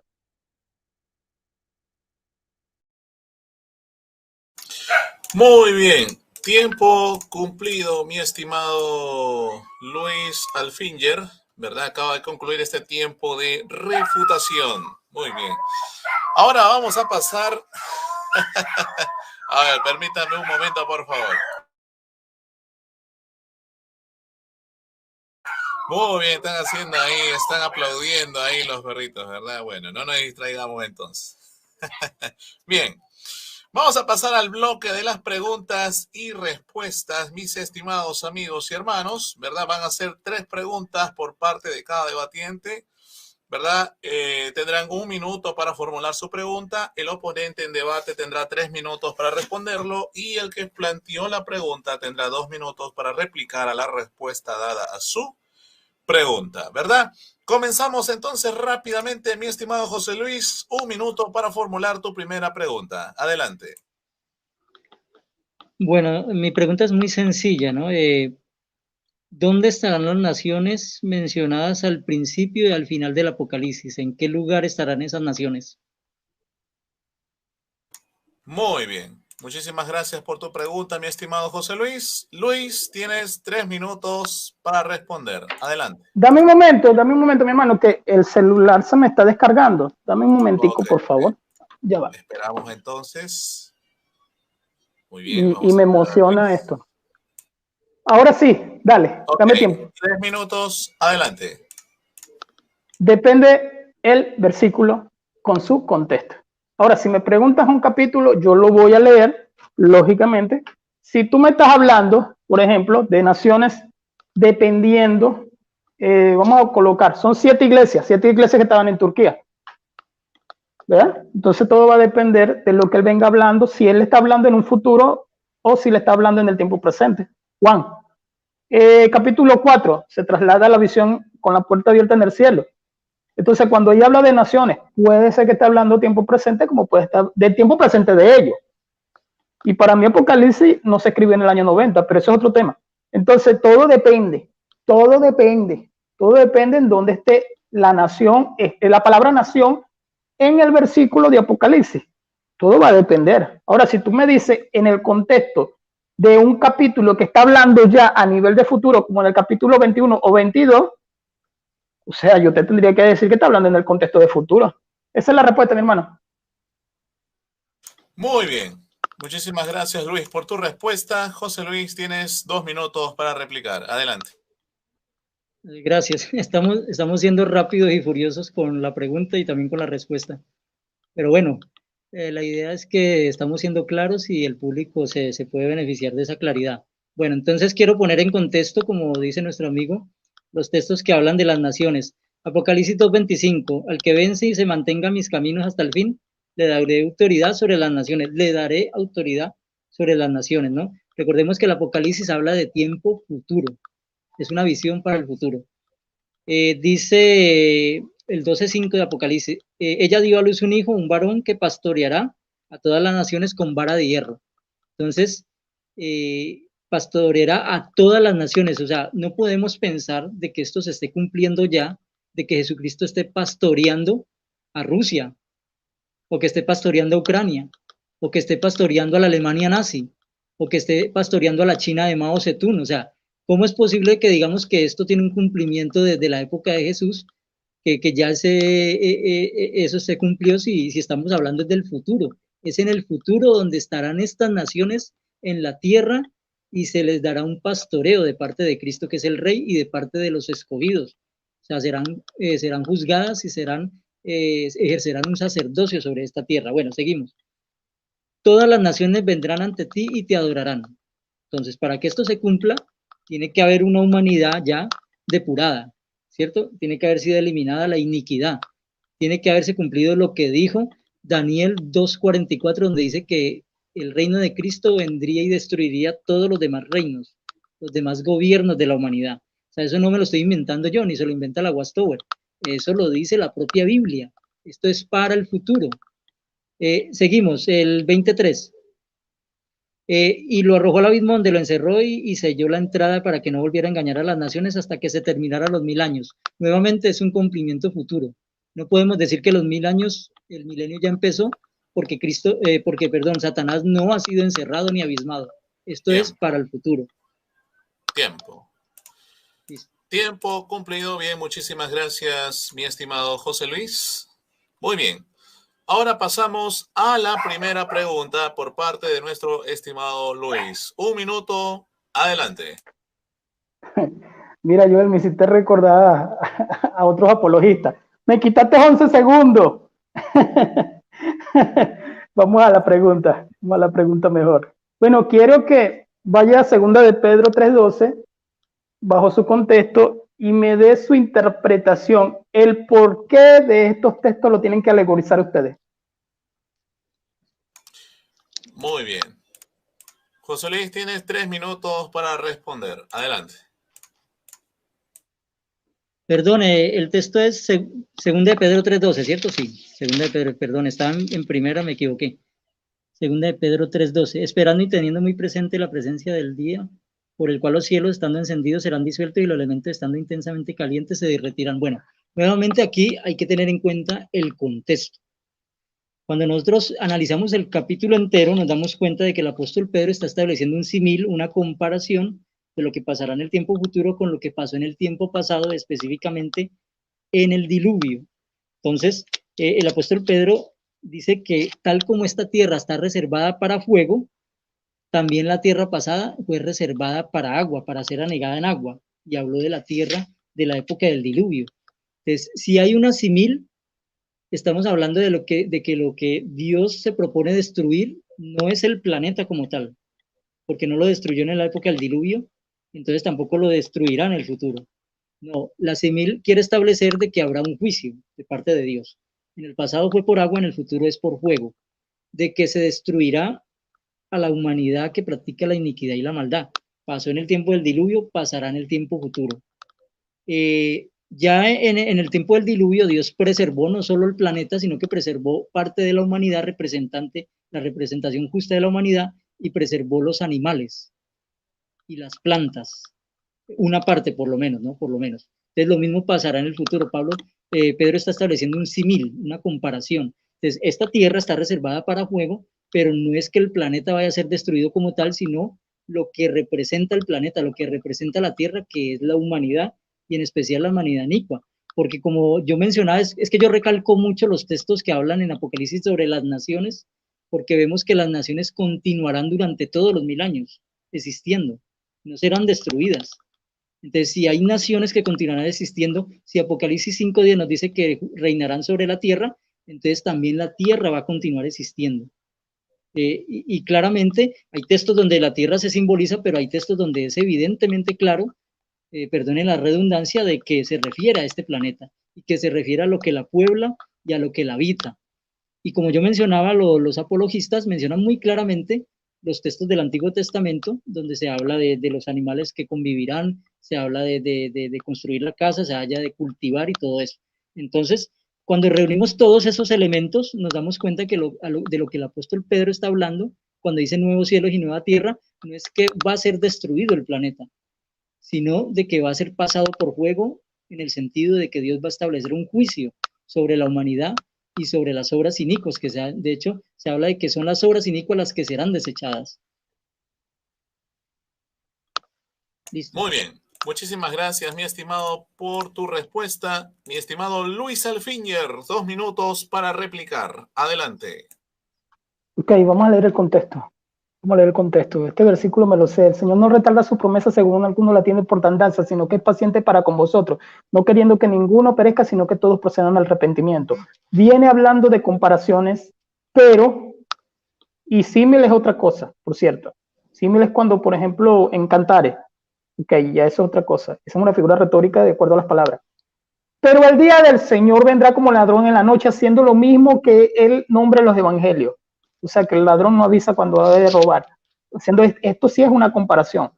Ahora bien, verso 11. Puesto que todas estas cosas han de ser desechas, porque termina el versículo diciendo que después de la venida de Cristo, el cielo desaparecerá con gran estruendo. Primero habla de la destrucción del diluvio por los burladores, porque estaban burlándose de la venida de Cristo, así como hoy en día. Entonces él dice, como en los días de Noé, igual que en Mateo 24, pero en el versículo 10 y en el versículo 12 es exacto. Los elementos ardiendo serán desechados. ¿Verdad que sí? Entonces ahí sí está hablando, y está hablando de la tierra y las obras que han en ella, hablando de los inicuos, como tú estás diciendo, pero está hablando en el sentido general. Eso es la ira de Dios, como enseña Malaquías. Entonces él dice, puesto que todas estas cosas han de ser desechas, queda claro que tendremos que andar santificado, o sea, esperando al Señor, porque Él no tiene un día específico que ha de venir, o sea, no le podemos poner fecha, y habla de la destrucción de la tierra. Entonces, ahí es cuando viene el versículo 12 y automáticamente en el 13. Pero esperemos según su promesa, ahí que dice, cielos nuevos y tierra nueva, la nueva Jerusalén. Entonces, cuando habla en este sentido, yo veo que Él recarga sobre las naciones y dice que Apocalipsis es futuro. Es futuro en todo su contexto. Hay que tener cuidado con eso. No es futuro en todo su contexto. Entonces, hay cosas que no son futuras. Hay que tener cuidado con eso. Entonces, dice él, Pedro, entonces, cielo nuevo y tierra nueva. Amén, amén, amén. Tiempo cumplido. Muy bien. 15 segundos de más. Muy bien. Muchísimas gracias, mi estimado Luis, por tu tiempo. Bien. Ahora, pasamos a la segunda ronda, ¿verdad? De las preguntas y respuestas. Pasamos ahora a la segunda pregunta. Mi estimado José Luis, 1 minuto. Adelante, para formular. Aquí no toca hacer la respuesta amén, sino a 1000, por el corto tiempo que hay, pero bueno, ahí nos defendemos. Bueno, esta es una pregunta pues ya no capciosa ni con la idea de ejercer una refutación, sino más que todo con la idea de yo conocer con exactitud lo que piensa Luis. Explícanos, digamos, los 1000 años en sí, en qué consisten o qué tiempo abarcan, desde cuándo y hasta cuándo, o sea, porque el Apocalipsis habla de un inicio y de un final de los 1000 años. Entonces, para ti, ¿desde dónde arrancan los 1000 años y hasta en dónde terminan? Es mi pregunta, gracias. Muy bien, muchísimas gracias, mi estimado José Luis. Luis, 3 minutos para responder. Adelante. Ok, hablemos entonces de qué tiempo. El Señor dice en Lucas, cuando manda los 70, Lucas 10, si no me equivoco, versículo 12, todos estos versículos que voy a nombrar son paralelos sobre atar al hombre fuerte, que es de Apocalipsis capítulo 20, son los paralelos también, pero en los evangelios, él dice, yo vi a Satanás caer como un relámpago del cielo, ¿verdad? Entonces, ya de ahí Satanás pierde su privilegio que tenía en el libro de Job, que llegaba hasta allá, hasta el cielo. Zacarías también habla de eso. Satanás sabe que significa, es un adjetivo que significa el adversario. Entonces, eso es Lucas 10. El paralelo también está en Mateo 12, cuando habla de atar al hombre fuerte, que viene hablando de Apocalipsis, versículo 1 al versículo 3 del capítulo 20, perdón. También el paralelo de Mateo 12, cuando habla del hombre fuerte, está en Lucas, capítulo 11, versículo 17 al 20. También lo nombra en Juan, capítulo 20. En Colosenses, cuando dijo, los exhibió públicamente a todos ellos. En Juan, cuando dice que el juicio, Juan capítulo 20, cuando dice que no tenemos nada aquí que hacer porque ya se hace el juicio para el príncipe de este mundo, lo cual también se nombra en Efesios capítulo 2, en Hebreos capítulo 2, versículo 14 también, cuando habla del diablo también. Entonces, ¿en qué momento, por si acaso me pregunta, pero es que yo te pregunté el tiempo es desde el que Cristo hace lo que nosotros sabemos, es el evangelio, muere en la cruz, la redención y todo, su iglesia redimida, los del antiguo pacto también, ya redimidos en la cruz del Calvario, y todavía estamos viviendo el milenio hasta que Él venga. Ese es el tiempo. Esa es la explicación. Muy bien, muchísimas gracias, mi estimado Luis. Mi estimado José Luis, 2 minutos para replicar. Adelante. Bueno, muchas gracias por la respuesta. Ya más o menos tengo la idea clara, ¿no? Pero pues hay algo algo que me parece que no encaja. Y es que en el Apocalipsis 20 se establece que los 1000 años están empezando básicamente con el abismamiento de Satanás, ¿cierto? Con el momento en el que es el capturado y arrojado al abismo. Y dice que se le encerrará ahí hasta que terminen los 1000 años. Entonces, si nosotros dijéramos, porque aquí hay una confusión, ¿no? O sea, el abismamiento de Satanás no tiene nada que ver con la echada del cielo. O sea, Satanás fue echado del cielo, pero no tiene nada que ver con esto que menciona Apocalipsis 23, que es no cuando se le ha echado del cielo, y no cuando se le amarra, se le imposibilita su campo de acción, se le encadena. Eso es para el futuro. Y si eso es para el futuro, porque sabemos de que Satanás está activo en este momento, Satanás no está encerrado ni está amarrado, entonces si es para el futuro, el inicio de los 1000 años es para el futuro. Y después sigue mencionando el capítulo 20 de Apocalipsis, cómo se van desarrollando los acontecimientos de esos 1000 años, cómo reinan y juzgan los escogidos durante esos 1000 años. Entonces, me parece que todos estos detalles nos dan claridad de que los 1000 años empiezan en el futuro y tienen, digamos, un tiempo definido. Gracias. Muy bien, muchísimas gracias, mi estimado José Luis. Bien, pasamos entonces a la segunda pregunta por parte de Luis Alfinger. Adelante, 1 minuto. Ok, tengo curiosidad igual que tú en la interpretación y va el tema. ¿Qué es el día final para usted, el día del juicio final? ¿Qué es exactamente? Esa es la pregunta. Muy bien, muchísimas gracias por tu pregunta, Luis. José Luis, 3 minutos para responder. Adelante. Gracias. Bueno, hay que entender muy bien el esquema, ¿no? que maneja la Biblia y que manejamos nosotros también, para no entrar en confusión y digamos, en establecer de pronto un muñeco de paja. No estoy diciendo en este caso, sino en otros casos de otras personas que establecen la falacia de muñeco de paja en base a lo que nosotros creemos. O sea, nosotros creemos que hay un día final, que va a llegar lo que la gente conoce como el fin del mundo, por decirlo así. Es una expresión típica. Ese día final, ese día del juicio, se establecerá o empezará en Armagedón, cuando llegue el juicio de Dios sobre la humanidad. Va a haber una guerra llamada Armagedón, lo menciona claramente también el Apocalipsis. Entonces, ahí será destruida gran parte de la humanidad que practica la iniquidad o practica la maldad. se salvarán los justos. El capítulo 25 de Mateo nos da una vislumbre o una claridad, ¿cierto? Nos muestra de manera muy gráfica lo que será ese juicio, la separación de las ovejas y las cabras en ese día, ¿cierto? Que es en el cual vendrá Jesucristo. O sea, nosotros, a pesar de que hablamos de una presencia espiritual desde 1914, nosotros sí creemos de que Jesucristo va a venir literalmente a la tierra, va a venir con sus ángeles, con sus poderosos ángeles, a destruir la iniquidad.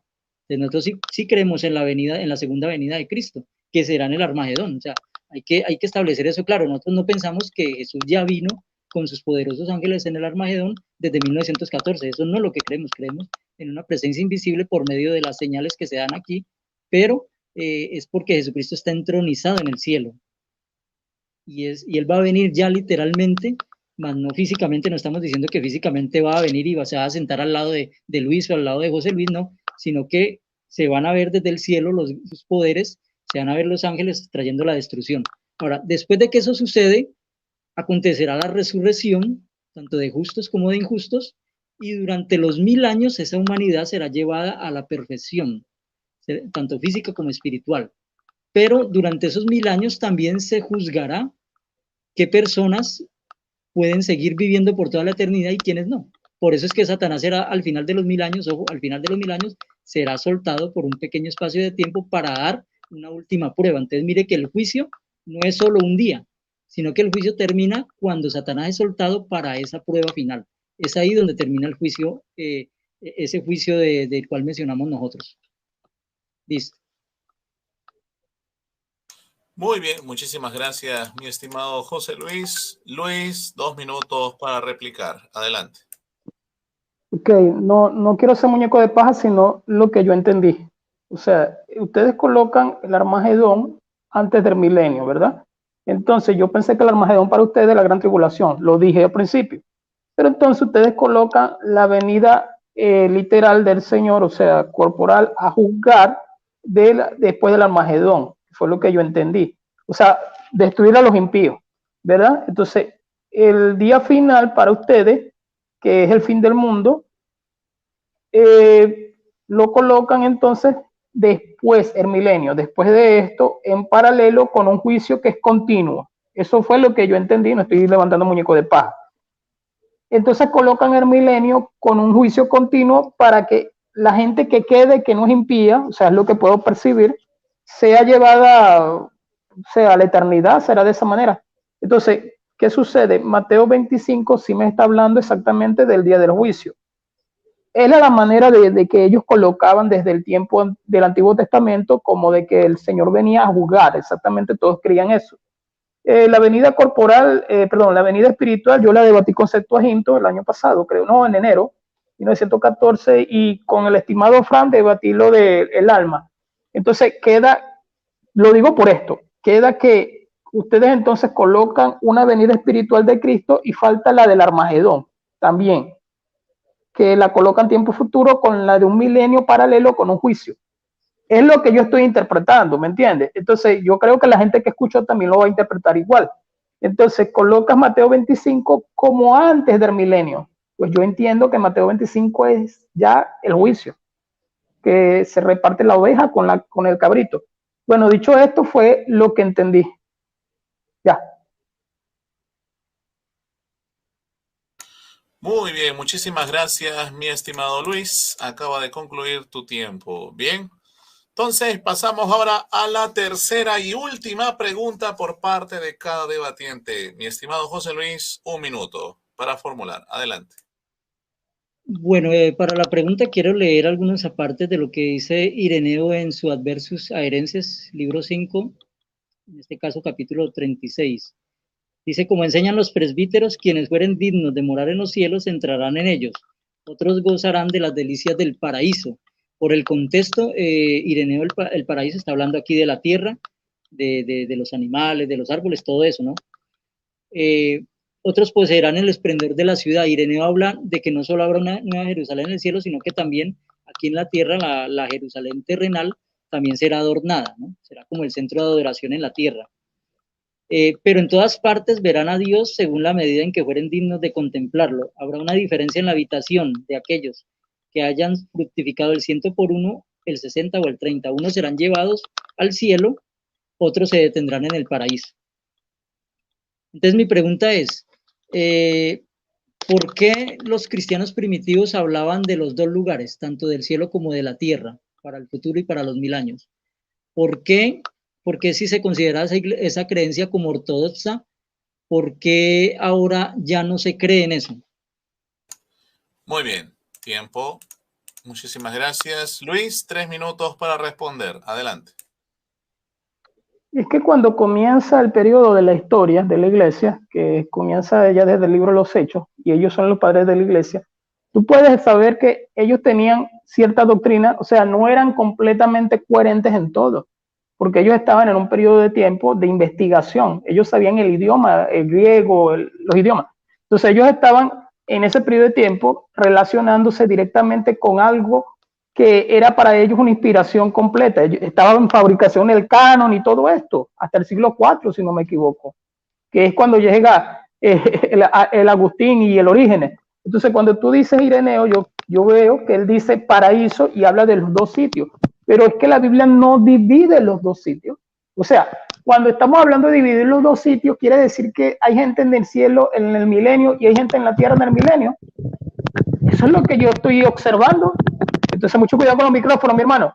Entonces, lo que puedo observar es que citar a Ireneo, que está colocando dos grupos para decir que nosotros no respetamos esto, pero es que la Biblia no habla de eso, de esa división de dos grupos. O sea, estamos hablando en el tiempo futuro. O sea, la Biblia no te está colocando un milenio con gente en la tierra y un milenio con gente en el cielo, o con almas, pues, o con resurrección de muertos y que algunos vivirán en el cielo y otros en la tierra. La Biblia no habla de eso. O sea, no sé dónde sale eso en la Biblia, de verdad. Tal vez los hermanitos en los comentarios me van a decir en qué versículo hay esa división de gente en el milenio viviendo en el cielo y otros viviendo aquí en la tierra. O sea, no sé dónde lo dice. Porque cuando habla del cielo, está hablando en un sentido ya de eternidad. Cuando habla de paraíso igual. Cuando habla de tercer cielo, depende donde lo esté colocando el contexto. Igual, ya yo cité Juan capítulo 14, versículo 2, y ya yo cité los versículos donde me está hablando de eternidad. Una cosa es la eternidad en la Nueva Jerusalén y otra cosa es que tú vengas y me digas que en el milenio hay gente viviendo en el cielo y otros viviendo en la tierra. Hasta ahí, mi hermano. Muy bien, muchísimas gracias por tu respuesta, Luis. Mi estimado José Luis, encendiendo tu micrófono, tienes 2 minutos para replicar. Adelante. No se te escucha bien, mi estimado. No, tu audífono creo que tienes que... No sé si debes conectar y desconectar y volver a conectar el audífono. No, se fue el sonido. Voy a quitarme los audífonos. Sí, se fue el sonido. ¿Ahí me escuchan? Mejor, No. mejor. Ahora sí, continúa, adelante. 2 minutos. Listo. Mira que es que se me descargó el celular y esto es un problema ponerlo a cargar acá. Bueno, entonces en la respuesta escuchamos claramente de que se afirma de que en la Biblia no se establece nunca que habrá un grupo en el cielo y otro grupo en la tierra. Bueno, nada más lejos de la realidad, porque no más, o sea, solo en el Apocalipsis capítulo 5, versículo 10, vemos ya establecido ese asunto, porque primero se habla en los versículos anteriores, ¿cierto? De los que cantan una canción nueva, de los que son escogidos para reinar, de los que son de toda tribu, pueblo y nación para que sean un reino, y serán un reino y sacerdotes, dice el versículo 10, para nuestro Dios, y han de reinar sobre la tierra.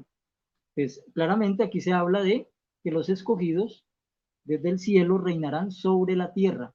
Pues hay un grupo que va a reinar y va a gobernar en el cielo y otro grupo que está aquí en la tierra. De hecho, cuando hablamos de la Nueva Jerusalén está ubicada en el cielo. Y eso lo menciona todo el Apocalipsis, ¿cierto? Del esplendor de esa ciudad celestial. Pero esa ciudad celestial está hecha, está, digamos, confeccionada para ejercer para irradiar bendiciones sobre la humanidad, sobre las naciones. Recordemos que el Apocalipsis 20, 21 y 22 habla de cómo estas bendiciones desde la Nueva Jerusalén van a parar sobre la humanidad. Ellos reinan sobre la tierra en el sentido de que están desde el cielo gobernando y en la tierra están recibiendo esas bendiciones. Y cuando leemos capítulo 21, versículo 4 de Apocalipsis, notamos con claridad de que son las naciones aquí en la tierra las que se están hablando de eso. Gracias. Tiempo cumplido. Bien, muchísimas gracias, mi estimado José Luis. Luis, 1 minuto para formular tu tercera y última pregunta. Adelante. Ok, vamos a Apocalipsis 7, ¿verdad? Sobre el tema de los 144,000 y la gran muchedumbre. Ok, que para ustedes son ancianos de la organización. Mi pregunta es, ¿dónde y quién habla exactamente de que estos 144,000 están en el cielo en el tiempo del milenio? ¿O están en el cielo o están en la tierra también esto? Muy bien, muchísimas gracias, Luis, por tu pregunta. Mi estimado José Luis, 3 minutos para responder. Adelante. Bueno, no lo entendí muy bien. Me pareció que dijo que para nosotros los 144,000 son ancianos de nuestra organización, pero eso no es cierto. O sea, para nosotros los 144,000, en su gran mayoría, empezaron a ser escogidos desde el año 33 en el Pentecostés. La mayoría de cristianos ungidos fueron escogidos en el siglo I, ¿cierto? Los que se escogieron desde el Pentecostés en adelante, los que hacían parte de las congregaciones del siglo I, la mayoría eran cristianos ungidos. Después, en la época de la apostasía, durante sus siguientes siglos, hubieron algunos escogidos también, pero ya muy pocos por ser una época de apostasía y de crecimiento de la cizaña. Ya en el tiempo del fin, sí, de nuestra organización salen, nosotros mencionamos algunos ungidos, pero no sabemos exactamente quiénes son ungidos. Simplemente algunos participan del pan y el vino, pero eso no asegura que sean ungidos, simplemente están participando. Es Dios quien conoce quién es ungido y quién no. Ahora, estos 144,000, como menciona, no voy a leer los textos porque se me da el tiempo de respuesta, pero él dice que están sobre el monte Sión. Y cuando vamos a Hebreos 12:22, ahí dice que ese monte Sión representa esa condición celestial. Entonces vemos claramente de que según ese texto ellos están ubicados en el cielo. Gracias. Muy bien, muchísimas gracias, mi estimado José Luis. Alfinger, tienes 2 minutos para la réplica. Adelante. Ok, magnífico, magnífico. Lo digo en el sentido bueno. Ok, entonces para nosotros, sea que algunos lo tomen literal o no, que puedan decir que los 144,000 solamente son israelitas. Ok, ese no es el tema, sino el tema de acuerdo al milenio. Sobre lo que me voy es al punto de que monte de Sión en hebreo y en Apocalipsis automáticamente lo colocan en el cielo. Está bien eso, pero el punto es, son redimidos.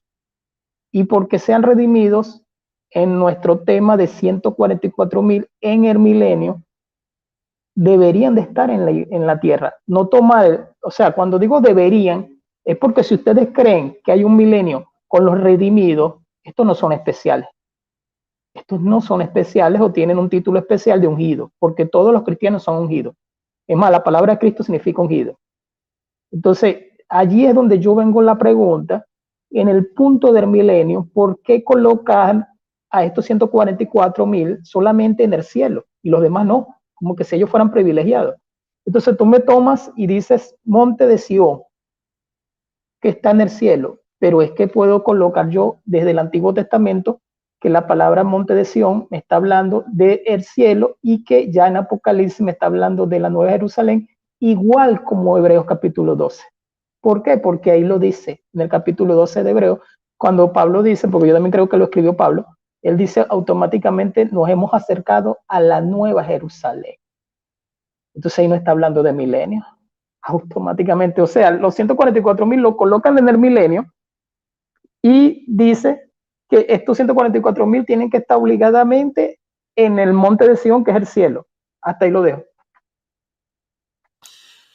Muy bien, muchísimas gracias, mis estimados. Acabamos de llegar entonces a la parte final de este bloque de preguntas y respuestas. Vamos a concluir, valga la redundancia, con el tiempo de la conclusión, ¿verdad? Entonces cada debatiente tendrá 5 minutos finales para ir cerrando con sus argumentaciones sobre el milenio. Espero, mi estimado amigo y hermano, amiga y hermana, que este debate, diálogo esté siendo de tu agrado. Así que, por favor, ayúdenos a seguir compartiendo, denle like, suscríbanse a esta plataforma de YouTube y déjanos también saber tus comentarios y apreciaciones sobre este gran debate sobre el milenio. Bien, continuamos, mi estimado José Luis Restrepo. A partir de ahora tienes 5 minutos para la conclusión. Adelante. Muy bien, entonces estábamos hablando de que para creer en un milenarismo, en un milenio literal de 1000 años, hay que hacer hincapié en lo siguiente, no podemos confundir, creo que esa fue una cuestión que nuestro amigo Luis estaba haciendo, ¿no? Confundiendo el reino eterno con el reino milenario. O sea, no se puede confundir eso. Sabemos de que tanto Cristo como su Dios y Padre, Jehová, van a reinar por toda la eternidad. O sea, el hecho de que haya un reino de 1000 años no significa que no vaya a haber también un reino eterno. A eso le hacemos claridad primero, ¿no? Entonces, cuando hablamos del reino milenario, estamos hablando de un reino mesiánico de 1000 años que es reservado para efectuar una curación de la humanidad, para llevar a cabo los propósitos de Dios, llevar a la perfección a la humanidad. Ese es un reino de 1000 años, pero eso no, digamos, no quita ni elimina el que Dios y su Hijo Jesucristo también reinen durante toda la eternidad, y que inclusive los escogidos también van a reinar sobre todo para siempre jamás. Entonces, hay que entender eso, ¿no? Hay que entender la diferencia entre el reino eterno y el reino de 1000 años. Me llevaría mucho tiempo empezar a explicarlo con textos, pero ese es un primer punto. Un segundo punto es de que para creer en el milenio, tenemos que creer de que hay un grupo que está gobernando, está reinando, como lo dice todo el Apocalipsis 20, dice que se sientan sobre tronos para reinar 1000 años. O sea, el texto es muy específico. No hay forma de eliminar esa idea, de que se sientan sobre tronos y reinarán y juzgarán durante 1000 años. Ahora, ¿dónde están sentados en esos tronos? ¿En qué lugar están esos que reinan y juzgan, que para nosotros son los 144,000 del 7 y el 14, de los capítulos 7 y 14? Bueno, dice Hebreos 12:22, texto que mencioné pero no lo leí: mas ustedes se han acercado a un monte Sión y a una ciudad del Dios vivo, a Jerusalén celestial y a miriadas de ángeles. Entonces, claramente, ese monte Sión sobre el cual se apostan los 144,000 es el cielo. Ese lugar donde ellos van a reinar es en el cielo. Y por eso dice Apocalipsis 5:10 de que reinarán sobre la tierra. Entonces, mire, desde el cielo van a estar para reinar sobre la tierra, sobre lo que está en la tierra, sobre la humanidad. Y la tierra no va a estar vacía ni desolada. La tierra va a estar llena de naciones, como vimos en la serie de textos que yo mencioné, ¿cierto? De que habría una serie de naciones en la tierra. Otros textos que refuerzan ese reinado desde el cielo. Juan 14:2 dice: en la casa de mi padre hay muchas moradas, me voy a prepararles un lugar. Entonces, miren, note, Jesús dijo que él les iba a preparar un lugar en el cielo para ellos. Filipenses 3:14, la meta para recibir el premio de la llamada celestial. Les habla de la llamada celestial. Primera de Pedro 1:4, a una herencia que no se corrompe, esta se ha reservado en los cielos para ustedes. Y Hebreos 3:1, por consiguiente, hermanos santos, participantes del llamamiento celestial. Entonces, note que hay un grupo que es escogido, es llamado para reinar y gobernar en el cielo. De hecho, el mismo Apocalipsis habla del número. Dice Apocalipsis 6:11, hasta que se completara también el número de sus coesclavos y de sus hermanos. Habla de completar un número. Apocalipsis 7:3 y 14, hasta que sellemos en la frente. Noten que se tiene que completar el número y se habla de un sellamiento en la frente de los esclavos de nuestro Dios, y hay un número, 144,000. Les habla de un número que se tiene que completar y de unos sellados que son 144,000. Y dice Apocalipsis 14:1-5 que llevan escritos el nombre en su frente y que son comprados de la tierra como primicia. Y ya en el Apocalipsis 20 vemos de que esos que reinan los 1000 años tienen escritos el nombre en la frente. Entonces, estamos hablando de los mismos 144,000 que están gobernando en el cielo. Y pues ya a manera de conclusión, ya digamos mi último minuto, es de que yo lo que vine a enseñar aquí, ni siquiera cité nunca la Westover. no me fue necesario citar una atalaya, una despertar, el perspicacia, no me fue necesario citar absolutamente nada de ahí. ¿Saben por qué? Porque todo lo que yo les dije del milenio, del reinado en la tierra, de los animales, de las plantas, de los que reinarán en el cielo, sobre la tierra, todo eso está consignado tanto en el Apocalipsis como en Hebreos 2:5, en las bienaventuranzas y en la patrística de los primeros siglos del cristianismo, que eran milenaristas y enseñaban un milenio literal. Eran los gnósticos y otros los que enseñaron que no era literal. Entonces, definitivamente lo que yo vine a explicar está consignado en la Biblia y en la historia del cristianismo primitivo. Gracias. Muy bien, muchísimas gracias, mi estimado José Luis. Acaba de concluir tu participación en este debate sobre el milenio. De igual forma, le cedo 5 minutos a mi estimado Luis Alfinger para que concluya con su argumentación sobre el mismo tema. Adelante, Luis. Okay, estaba meditando precisamente en dónde está la fractura. Es la misma fractura de los dispensacionalistas. Dividen el pueblo de Dios en dos. Mientras que vemos que él está dividiendo 144,000 y ahí saltan los versículos. Porque ¿dónde tú me puedes enseñar? Y tú dijiste que había bastantes versículos. Ok, vamos a otro debate. ¿Dónde tú me puedes enseñar esa división de reino eterno y reino milenial? Mucho cuidado, porque tendrías que buscarme los contextos y especificarme. Vamos a Apocalipsis 7. Vamos a Apocalipsis 7. Gálatas capítulo 6:16. Yo soy del Israel espiritual. Y la iglesia también, presente, sin necesidad de ser, Romanos capítulo 9, sin necesidad de ser obligadamente israelita. Ok, pongámoslo de esta manera. Son 144,000 que están nada más en el monte de Sión, de acuerdo a lo que él viene diciendo. La gran multitud, ¿qué pasó? ¿No están también en el cielo? Después de esto miré y dije, ¿y de dónde son estos? Dijo el anciano. Y ahí, ¿cuál fue la respuesta? Estos son los que han salido de la gran tribulación. También están en el cielo. No nada más son 144,000, a menos que tú lo ligues con ellos. Vamos a Apocalipsis capítulo 5, que me llama la atención. ¿De qué habla el contexto? 5:10, porque tú colocas varias veces la misma palabra y nos hiciste para nuestro Dios Reyes. Voy a la conclusión. Yo presenté el milenio desde la venida de Cristo, en el año 0, desde que él comienza su ministerio, pues vamos a colocarlo así. Entonces, si él comienza su ministerio, yo presento y tú me dices que no está hablando ahí de atadura, porque el diablo sigue engañando. Un momento, ¿el diablo tiene la misma potestad que tenía en el Antiguo Testamento? No la tiene para nada. Tiene que pedirnos permiso. ¿Por qué lo digo? Porque en tu nombre echarán fuera demonios. ¿Quién echaba fuera demonios en el Antiguo Testamento? Nadie. ¿Y eso se le entregó a quién? A nosotros, a la iglesia de Cristo. Yo creo en eso. Tenemos potestad de eso.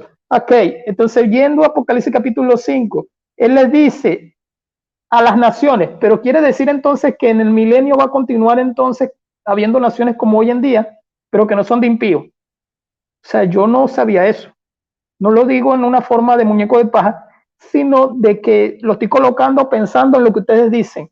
O sea, va a existir Estados Unidos, va a existir todavía Rusia, en un milenio donde van a estar los que no son impíos para recibir una educación. Es lo que entendí exactamente. Vamos a Apocalipsis 20. Entonces, si yo estoy presentando un milenio desde la venida de Cristo, cuando él abre el rollo, ¿verdad? El reino de los cielos está entre vosotros. Y tú preguntas en el Apocalipsis 20, bueno, ven acá, ¿cómo es posible esto? Bueno, aquí el dragón no es un dragón, al menos que sea una película de Disney World, de DreamWorld. Aquí está hablando del diablo, ¿verdad? De esa manera simbólica, le llama serpiente. Entonces, viendo lo que es el milenio en Apocalipsis 20, lo encerró y lo echó y todo esto. Hay que saber y entender el momento. Si yo estoy colocando el momento del milenio a partir de la venida de Cristo, ya están estos en el reino, en el cielo. Los que están sentados en trono están todavía sin juzgar porque todavía no ha llegado el juicio y todavía no ha habido resurrección de los muertos. Porque yo sé que va a haber gente que me va a hacer esa pregunta. Pero ya están, eso ya están en el cielo. Apocalipsis capítulo 5 les dice, sexto sello, Apocalipsis 6, quinto sello, espérense, le dice, en el altar, las almas que estaban sobre el altar. Entonces me parece maravillosa. Concluyendo, tendríamos que nosotros ir a otro debate ¿ya? Pero muy bonito este debate, ¿verdad? Y me doy cuenta ya el error está en dividir la iglesia, porque son redimidos los 144,000, pero pertenecen a la misma iglesia, y no es precisamente tomar los 144,000 y llevarlos al monte de Sion y decir ellos están en el cielo y los otros no, y la gran muchedumbre no está en el cielo. Entonces, culminando en lo que es el hecho histórico, bueno, yo tengo de mi lado a Agustín de Hipona, tengo nada más y nada menos al cuarto bate. En Venezuela diríamos que ustedes no conocen de béisbol, pero yo tengo el cuarto bate, de Hipona, al jonronero, al goleador, pues. Entonces, en la historia, hay división en la historia sobre el milenialismo y el milenio.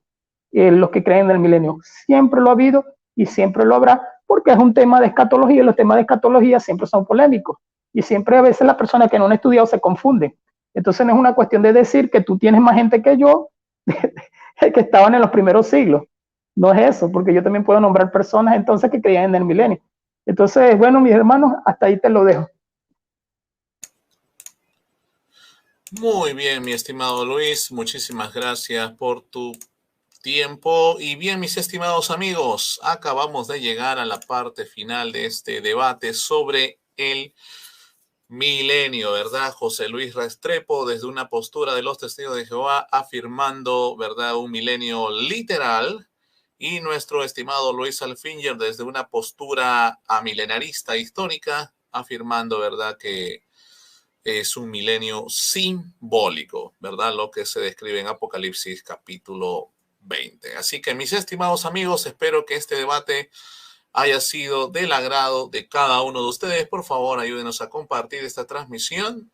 Denle like, suscríbanse, activen la campanita para recibir todas las notificaciones y las transmisiones en vivo y los videos que se suban a estas plataformas de YouTube.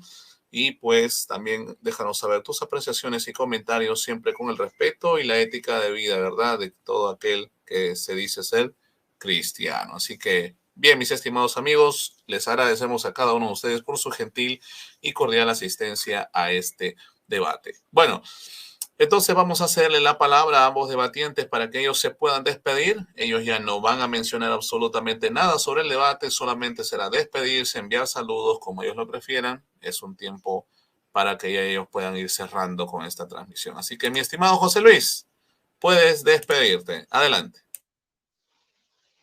Bueno, muchas gracias. Ha sido un diálogo muy agradable con el señor Luis.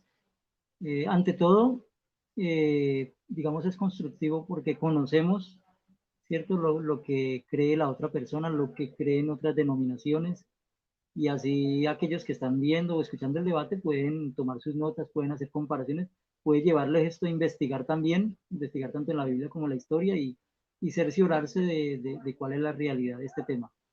Y pues de mi parte, muchas gracias entonces por la invitación y saludos a todos los hermanos testigos de Jehová que estuvieron ahí comentando, que estuvieron apoyándome. Espero de que lo hayan hecho con el mismo respeto que yo he tratado de hacerlo también en el debate, y también a aquellos que no son testigos también valorar lo que, digamos, lo que son sus opiniones y lo que ha sido su aporte en este tema. Muchas gracias y hasta la próxima.